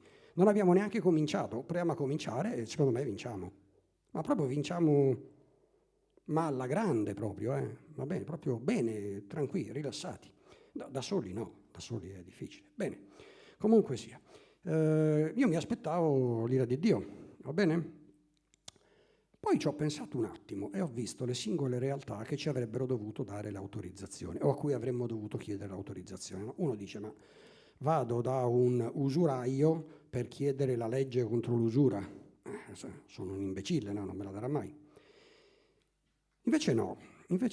L'usuraio, nel momento in cui gli usurati gli stanno per tagliare la gola, diventa il miglior consulente contro l'usura che si possa avere, perché la conosce. Qui più di lui non c'è nessuno meglio di lui, va bene? Il vecchio detto dei poliziotti degli anni della mafia peggiore, il miglior detective è un ex mafioso. Parla la sua lingua, no? Sa di cosa parla. Bene. Io sono rimasto stupefatto perché il direttore centrale ARPA, da cui eravamo andati, con cui mi ero preparato fisicamente perché per un combattimento, va bene? Proprio stile arti marziali come quando ero giovane. Invece non solo ci ha fatto un'accoglienza totale, completa, ma ci ha fatto capire, meno male che arrivate voi, perché le nostre discariche stanno scoppiando, i nostri inceneritori sono stracolmi, se continuiamo così moriamo sotto i rifiuti. E io ho detto, meglio tardi che mai, ve ne siete accorti, gli ho detto. Va bene, allora non rompere le balle, dacci l'autorizzazione. Non gliel'ho detta così, poi in conferenza sono più tutto imperlondito, però il succo era questo, insomma, anche perché non c'era molto altro da spiegare. Per cui io sono moderatamente ottimista, realisticamente ottimista, perché il sistema disumano ha immagazzinato una tale quantità di instabilità che o finiamo tutti nella terza guerra nucleare e svaporiamo, andremo in un altro dominio di coerenza, può essere, spero di no, oppure si iniziano ad avere dei piccoli faretti che sono le piccole comunità emergenti. Io sono qui, lo ripeto, per questa ragione. Io voglio fare piccole comunità emergenti, le voglio disseminare, ma non farle io, no, io ho fatto la mia, io sto facendo la mia, mi interessa la mia, faccio la mia, non faccio altre, perché se fai tante cose le fai male, fanne una, falla bene.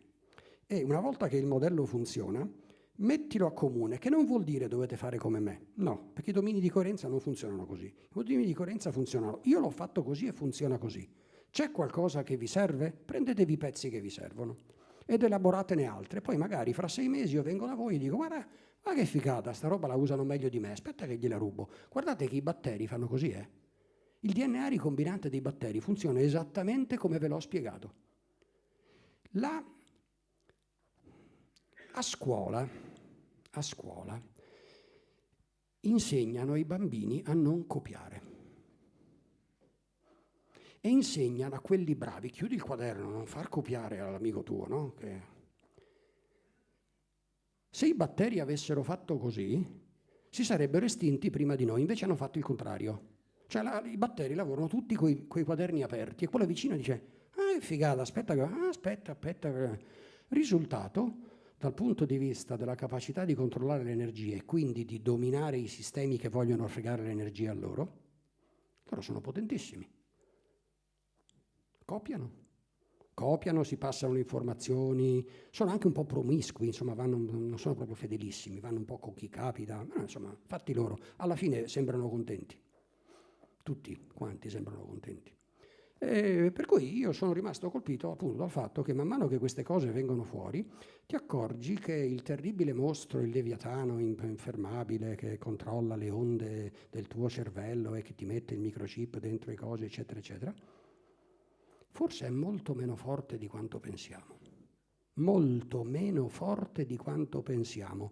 Tanto meno forte quanto molto più forti di quello che pensiamo siamo noi. E le due robe, come tutte le leggi di proporzionalità inversa, si compensano una con l'altra. In sostanza, il buon vecchio detto degli antichi, chi pecora si fa, il lupo se la magna, ma se non ti fai pecora il lupo non ti magna. Anzi, c'è pure il caso che 1000 pecore si mangiano un lupo.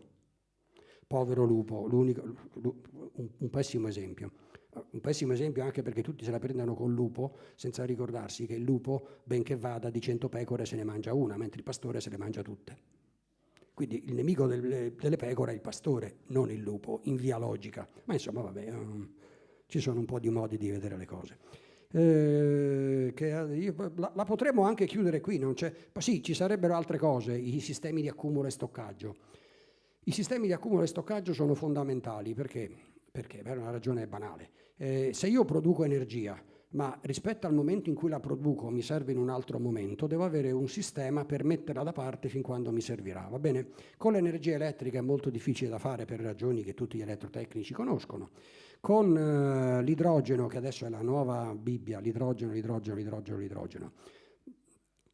lasciamo stare, è complicato spiegare perché è una idea poco redditizia, se non piccoli stoccaggi e con un utilizzo rapido, eccetera, eccetera. Stanno venendo avanti delle cose che non sono la manna, però ce ne stanno venendo avanti due. Una è una novità, aspettate, non mi ricordo di che paese è, italiana.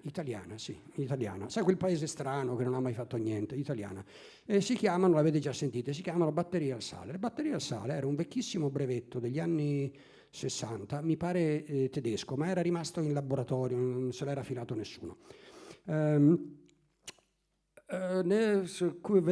18 anni fa la FIAM di Montecchio Maggiore acquisisce i diritti sul brevetto e inizia a studiarla. La studia un mio buon amico, una bravissima persona che si chiama Calasanzio e che adesso sta in Svizzera. Ha dovuto andare via per forza. Studia e inizia a fare i primi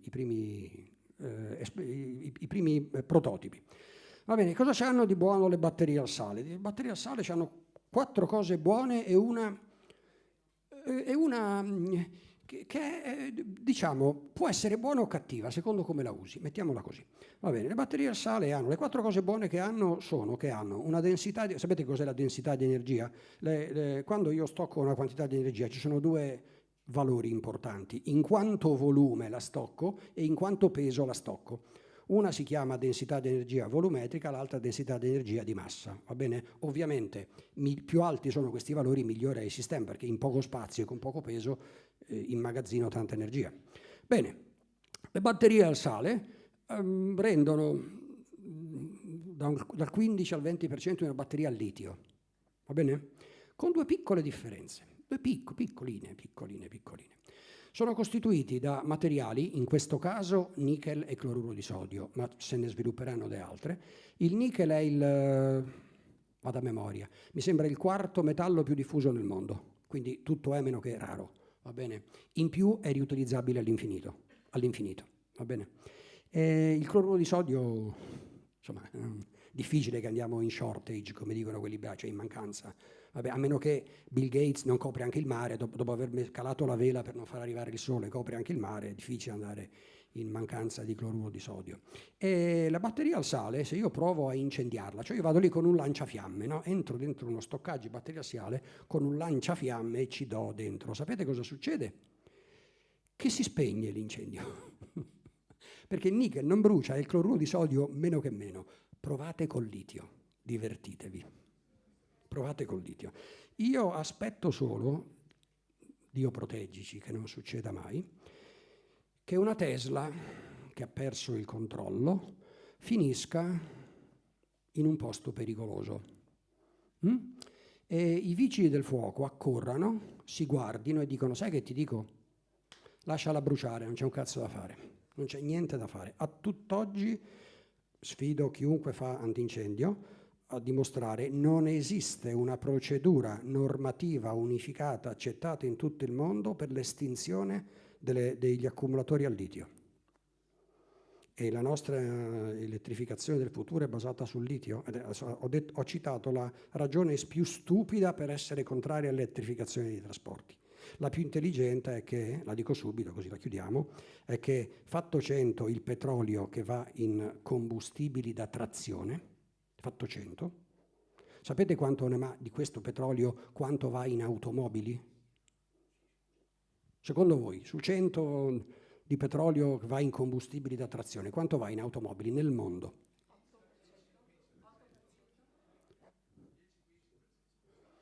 Bravi, il 10%.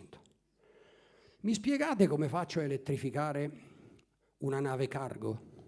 Mi spiegate come faccio a elettrificare un aereo cargo? Mi spiegate come faccio a elettrificare un dumper da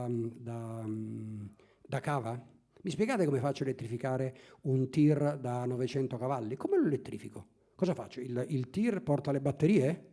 Cioè dentro porta le batterie e trasporta se stesso.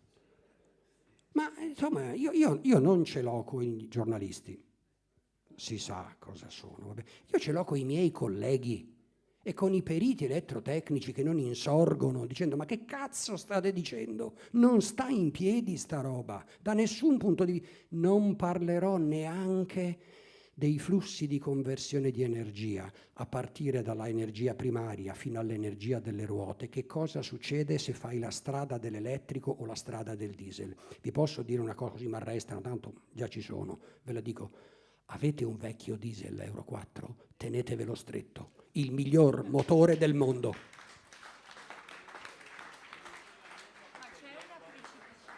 In ogni senso, in termini di impatto totale, in termini di particolato, in termini di conversione di energia, vince alla grande, alla grande. C'è un'unica condizione in cui io sono favorevolissimo all'elettrificazione dei consumi. Se la mia macchina prende l'energia dal mio sistema autogestito e consuma solo quella, vi pare che i tetti del fotovoltaico possano alimentare? Ma vi faccio un esempio, così perché la gente non ha mica capito. A casa ognuno di noi ha un impianto di energia elettrica tarato su 3,5 kW, 5 kW, va bene? Potenza. Non vuol dire che la usate sempre, vuol dire che al massimo potete usare quella. Quando fate la lavatrice insieme con la lavastoviglie, attaccate il phon, ptum, salta la corrente perché ne avete usate più di 5 kW. Però ovviamente lo sapete, non li usate tutti insieme. Allora, altra roba, l'elettrodomestico che consuma più di tutti ovviamente è il frigorifero.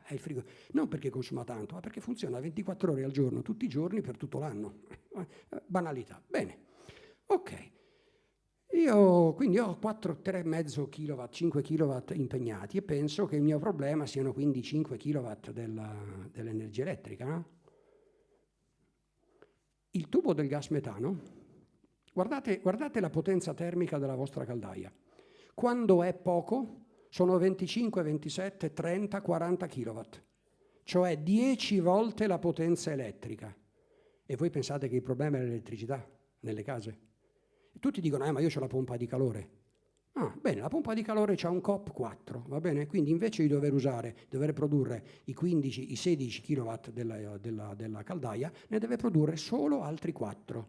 Ma io ho l'impianto da 4, da dove li tiro? Dal fotovoltaico, che si siede perché deve servire solo la pompa di calore. Risultato, non avete idea di quante fregature sono state date in giro alla gente che non sa fare i conti. Proprio che non li sa fare, cioè ti vendono la roba sbagliata. Un altro esempio tipico, tutti quanti fanno i fotovoltaici in tetto, inclinati, perché? Perché è quello con cui hai la maggior produzione di energia durante il corso dell'anno. Ma chi se ne frega di avere la maggior quantità di energia nel corso dell'anno? Io non voglio pagare la bolletta elettrica. Per non pagare la bolletta elettrica devo consumare l'energia quando la faccio io e non devo mandare in rete niente, perché se mando in rete qualcosa la mando a valore 1 e la ricompro a valore 4. Ogni kilowattora mandato in rete è un kilowattora perso, non bisogna dargli niente, perché sono dei ladri, non bisogna dargli niente. Risultato, devo produrmelo, devo stoccarlo nelle batterie e devo usarlo io e la rete la devo tagliare. Questa si chiama comunità economicamente indipendente. Si può fare adesso, non fra 50 anni chiedendo il permesso. Si può fare con le batterie al sale. Temporaneamente saremo costretti a farli con quella porcheria che è il fotovoltaico, che è una porcheria, però è il meglio che abbiamo per ora. Ma è il meglio che abbiamo per ora perché, come al solito, no? Voi dice, ma tu parli di utopia perché in realtà questa cosa non si può fare perché sul mercato non c'è. Ma questo è il cane che si mangia la coda. Fino a che noi non pretenderemo queste cose non ci sarà mai il mercato. Quindi in realtà il vincolo maggiore alle comunità sta qua dentro. Qua dentro non sta nei giornali, non è vero. Quelle sono sistemi con cui noi proiettiamo fuori per poterci tirare fuori dalle nostre responsabilità.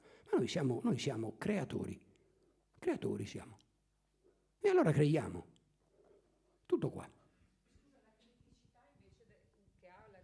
La batteria al sale ha un'unica criticità, secondo me già superata.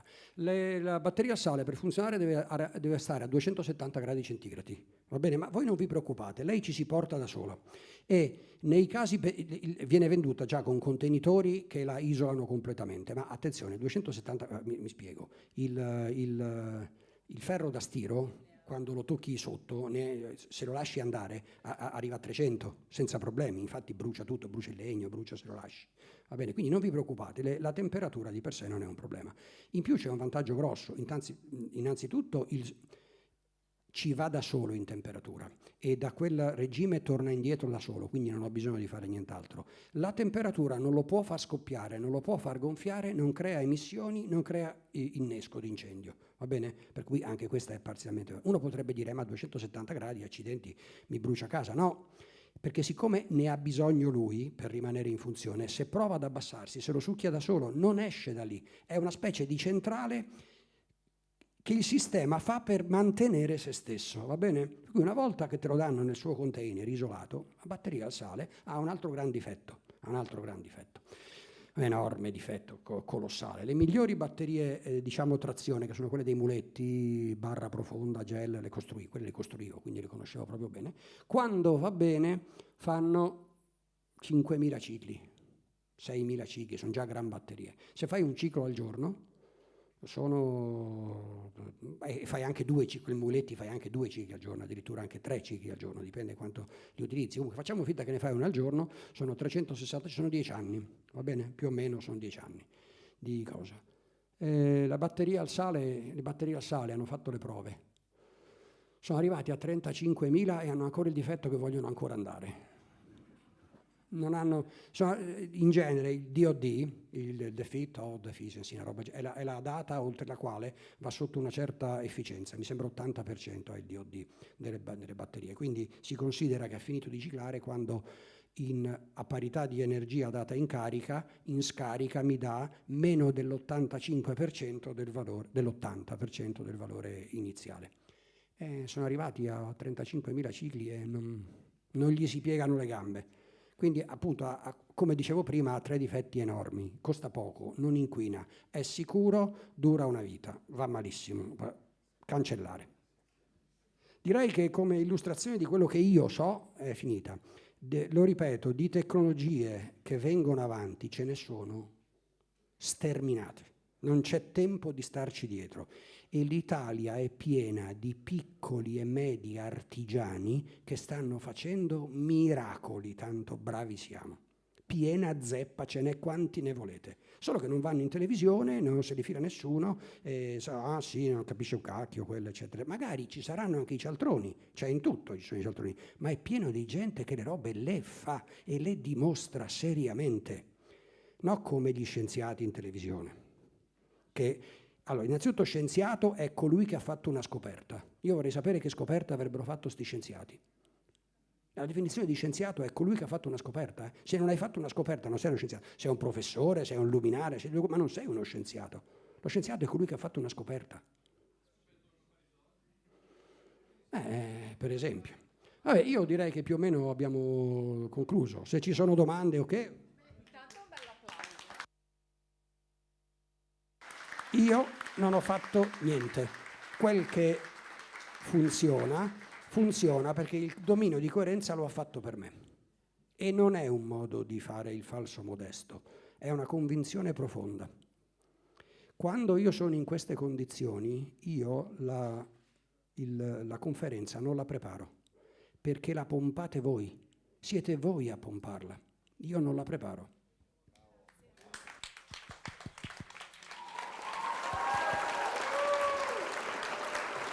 Nel generatore a pirolisi, il fango, quello che cade nel fondo, che tipo di fango è? Bravissimo. Domande? Mi sentite? Sì. Allora, ci sono due tipi di fanghi, sono due diversi. Uno è quello della depurazione del gas, che viene da uno scrubber e da un venturi, e che sono sostanzialmente sali di inertizzazione, quindi è un atossico che ha catturato acidi, alcalini e quel poco di amici.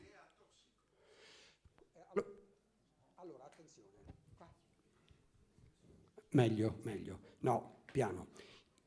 Ci stavo arrivando. Mentre le ceneri che si depositano sul fondo sono totalmente atossiche, però atossiche nel senso che hanno smontato tutti gli idrocarburi e sono fatti da ceneri, cioè potassio, ash, roba di questo genere, inerti, roba che non può più cosare, ed eventualmente metalli pesanti. Ma i metalli pesanti non possono essere considerati dei tossici se sono, come si dice, isolati, perché sono infusti, e possono essere conferiti in raffinazione, quindi addirittura sono una materia prima. Cioè, voglio dire, se io faccio pirolisi di schede madri o di elettronica, io ricavo bismuto, palladio, oro, argento, che tranquillo che quelle ceneri vengono i ladri a rubarmele, non è che cioè, le comunità se le contendono per averle quelle ceneri lì. Arriveremo al fenomeno contrario. Adesso nessuno vuole i rifiuti. Se arriviamo al mondo che dico io, la gente, cioè, si contenderanno i rifiuti, capito? Perché è una risorsa. Non fa impatto, fa occupazione, fa ricchezza, viva i rifiuti. Grazie.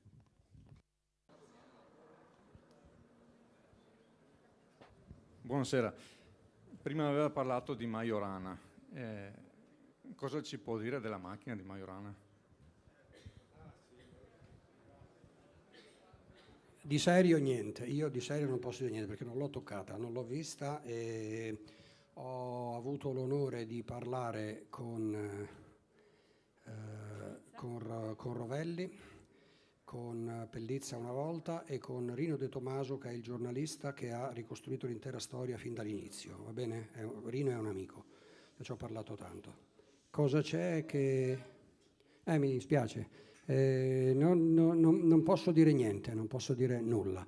È chiaro che dal punto di vista pratico le 5 applicazioni della macchina di Majorana, 4 applicazioni della macchina di Majorana, cioè produrre energia, trasmutare, distruggere e ricreare materia, queste sono le 4 cose che può fare, sono chiaramente trasmutazioni di origine atomica, quindi lavora sul livello atomico, è evidente.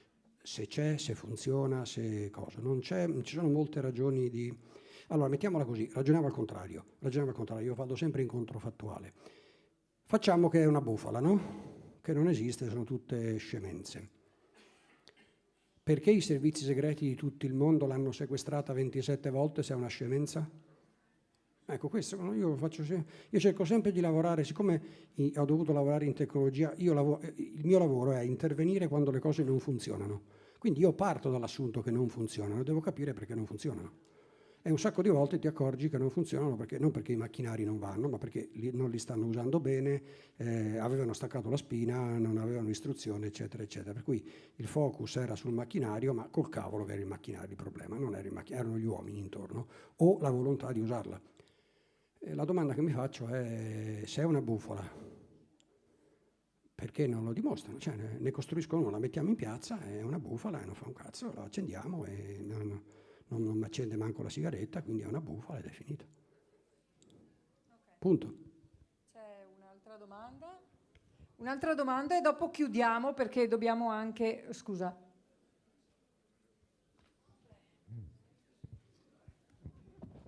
Buonasera, mi chiamo Solange e volevo farle una domanda in quanto lei ha detto Volevo farle una domanda in quanto lei ha detto di quello che ha parlato sui rifiuti per fare questo gassificatore. Volevo capire quali erano questi rifiuti in specifica e dopo il gas prodotto e dove andrà utilizzato come prima cosa. Sì, anche se mi dà del tu va benissimo, non sono abituato. In cantiere quando mi danno del lei mi giro sempre e dico chi è entrato. I rifiuti, allora, virtualmente i rifiuti che possono essere utilizzati sono quasi tutti. Nella legislazione internazionale i rifiuti sono sotto 16 categorie, levati i radioattivi, che forse è meglio non trattare, ma perché la macchina dovrebbe essere completamente diversa, per evitare che muoiano gli operatori che ci lavorano dentro, non fosse per altro. Vabbè, che insomma in certi casi che muoiono gli operatori non gliene frega niente a nessuno. Ma vabbè. Quindi possono essere quasi tutti. È chiaro che siccome lavoro sulla possibilità di creare combustibili, e i combustibili a questo mondo sono fatti da carbonio e da idrogeno, c'è poco da fare, sono tutti fatti così i combustibili, non che non ci siano molte altre cose che possono bruciare, il sodio brucia che una meraviglia, il litio brucia che una meraviglia, ma però non sono di uso comune perché non li puoi controllare, fai fatica a trasportarli, sono pericolosi. I combustibili normali sono la benzina, il kerosene, il diesel, gli oli pesanti, il carbone, eccetera, eccetera. Quindi bisogna che siano rifiuti che hanno carbonio e idrogeno. Cos'è che ha carbonio e idrogeno? Tutta la biomassa, tutte le plastiche, tutto il legno, tutta la carta, 9 decimi dei rifiuti solidi urbani, tutti i rifiuti solidi urbani, quindi i rifiuti delle città. Sui rifiuti speciali c'è da fare questa considerazione. Spesso i rifiuti speciali, specie quelli tossici, in realtà sono a base carbonio e idrogeno, ma hanno anche un sacco di altre robette, tipo gruppi CN, che possono diventare robaccia. Perché la pirogassificazione è tanto interessante? Faccio un esempio. Allora, il terrore di tutti gli inceneritori sono le diossine. Le diossine sono quelle di Seveso, eccetera, eccetera. Va bene? Bene.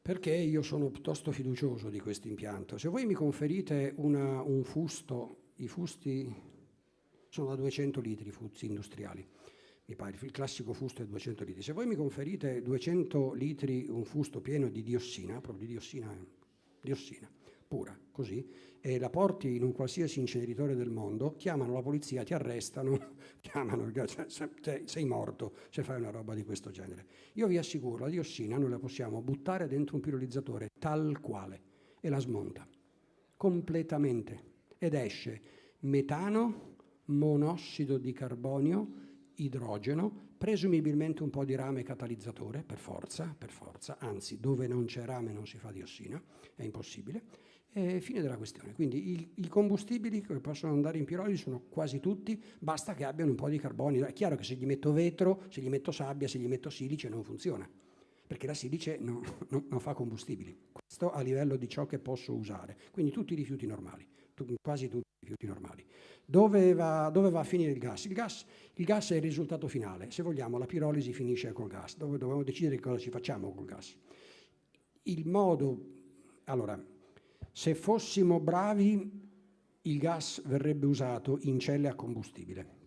Le celle a combustibile sono dei particolari macchinari che prendono un combustibile, cella a combustibile, e fanno, diciamo, sostanzialmente acqua calda ed energia elettrica. L'acqua calda è sterile e atossica, proprio la puoi usare per bere, lavarti, eccetera, eccetera. E l'energia elettrica la usi per energia elettrica. Perché dico le celle a combustibile? Perché le celle a combustibile rendono di più dei normali motori, ma nel caso normale uno le mette in un motore che può andare a gas, al motore ci attacca un generatore, una dinamo, un alternatore normale e fa energia elettrica. Quindi alla fine del ciclo ho smaltito il rifiuto. Faccio un esempio di perché io pensavo di fare un sacco di soldi con questa roba, perché ve l'ho detto, io sono egoista, io faccio un sacco di soldi io, non mi frega a me del resto. Per due ragioni, perché se io vado nel ciclo dei rifiuti, io prendo soldi per il fatto che ritiro rifiuti e prendo soldi. Faccio energia elettrica e prendo soldi, non devo smaltire i tossici perché non sono tossici, il sottoprodotto solido che ottengo, tenetevi forte, è carbonio organico puro, leggasi, ciò che viene utilizzato per fare le filtrazioni, i cosiddetti carboni attivi, va bene? Già in un polverino, in un micropolverino che le aziende chimiche me lo comprano, Se lo devo dare a una siderurgica, lo usa perché è la base del coke per arricchire in carbonio l'acciaio. Se faccio, anche questa avevamo pensato, avevamo fatto le prove, erano anche positive. Uno dei problemi del Vicentino e della Toscana è la concia delle pelli. La concia delle pelli fa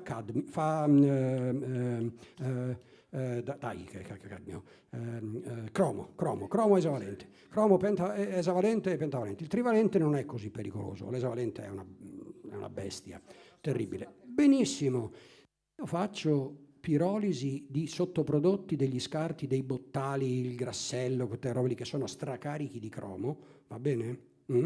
E vado a fare pirolisi, ottengo tutti questi vantaggi. Sulle ceneri di fondo mi trovo cromo trivalente ridotto, il quale cromo trivalente con le cose, tal quale li do in siderurgia dove fanno ghise, perché per loro il cromo va aggiunto, quindi me lo comprano come prodotto. Risultato, dove gli altri pagano, io guadagno. È una meraviglia, cioè è un sistema, come tutti i sistemi in dominio di coerenza, che converte il piombo in oro. Gli alchimisti parlavano di conversione del piombo in oro, sia in termini reali, con la trasmutazione si trasmuta il piombo in oro. La macchina di Majorana la fa ben peggio che trasformare il piombo in oro. Ma soprattutto la trasmutazione è di origine... La parola sarebbe spirituale. Io cerco in tutti i modi di dribblarla, ma non riesco a trovarne un'altra, accidenti. Di modo di intendere, cioè non è più noi che violentiamo la natura per ottenere quello che pensiamo che ci serva, ma la natura che naturalmente ci dà ciò di cui abbiamo bisogno, perché non stiamo comandando noi, sta comandando il dominio di coerenza, che gli indiani chiamano Kundalini, o chiamano prana, cioè quella strana energia che mette le robe in armonia. All'aria non esce niente. Allora, siamo corretti, facciamo informazione corretta. All'aria escono tutte le emissioni di un motore a combustione interna a gas che dal punto di vista della normativa attuale è molto meglio del migliore Euro 6 che abbiamo mai visto. Allora, vi dico un'altra cosa così ridete. Sono venuti i tecnici di 4 laboratori per fare le prove emissive. Allora, sono arrivati tutti e 4 in ordine, va bene? Il primo ha attaccato i cosi, adesso non so se qualcuno di voi ha esperienza, è una cosa un po' strana, quando fai le prove emissive sono di 4 tipi. I cosiddetti condensabili, tutta la roba che esce come vapore, i cosiddetti incondensabili, la roba che non la puoi far diventare vapore neanche che vuoi, il particolato è una strana categoria che è difficile da descrivere, si chiamano i colloidi o roba di questo genere. Quelle sono le 4 robe che possono uscire da una ciminiera. Allora, cominciamo col particolato. Attaccano la macchina contaparticelle, l'attaccano. Io lo sapevo già perché l'avevo già fatti i conti, no? Lo sapevo già, mi volevo divertire. Io vedo il tecnico che attacca e si guarda i numeri, poi guarda la sonda, poi guarda i numeri, poi guarda la sonda. Smette, scende, prende lo strumento, lo porta in macchina, ne porta un altro. Riattacca, ricosa, guarda la moglie, guarda i numeri, guarda... Dice, che cazzo è successo? Neanche questo funziona, si rompono tutte, con le macchine nostre si rompono tutte, va bene? La prima cosa, va bene? La seconda, finisce di fare questa cosa qui, inizia con i condensabili e fa la stessa scena. Quello che mi ha fatto ridere di più è che il quarto laboratorio, siccome aveva la macchina a metano, ha preso il suo strumento e l'ha attaccato sulla macchina a metano per vedere se cazzo almeno quella inquinava. Va bene? Effettivamente inquinava. Va bene? Così è andata. Quindi ha punti emissivi, certo, ha lo scarico del motore industriale. Ha altre cose che possono fare impatto? Sì, ce ne sono altre 2 cose che possono fare impatto. Le ceneri che finiscono sul fondo, è vero che sono atossiche, però contengono metalli pesanti. Sono metalli pesanti già coalescenti, cioè in microparticelle, quindi non si disperdono. Il metallo pesante è pericoloso quando è microdisperso. Ma cioè, vuol dire, il mercurio è tremendo, però vi assicuro che se prendete una pallina di mercurio e ve la appoggiate sulla mano, non succede assolutamente niente. Cioè non è che muori perché hai toccato il mercurio, muori perché hai toccato il polonio, è un altro paio di maniche, perché hai toccato il cesio, quelli sì, ma quelli muori per radiazione ionizzante, non per effetto tossico da assorbimento attraverso la pelle, va bene? Per cui noi tutti a preoccuparsi dei metalli pesanti. I metalli pesanti sono pericolosi se li inali e sono piccoli o se li mangi, ma se no non sono pericolosi. Anche l'argento colloidale È un tossico teratogeno, solo che in quantità minime ha capacità antibatteriche mostruose, per cui se stai morendo di una, che cacchio ne so, di una lesmaniosi tossico nociva che muori coso, ti butti giù 2 litri di argento colloidale e ti salvi. Ma non è che quell'argento ti faccia bene alla lunga, eh?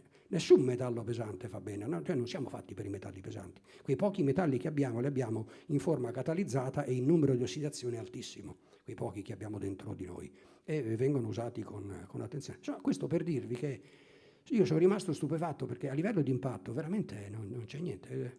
PM10, PM20, diossina.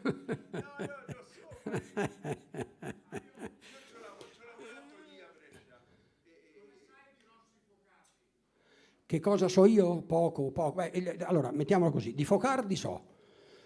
Focardi era un fisico di Bologna, mi sembra, va bene? Che era stimatissimo da Del Giudice, quindi non poteva essere un idiota.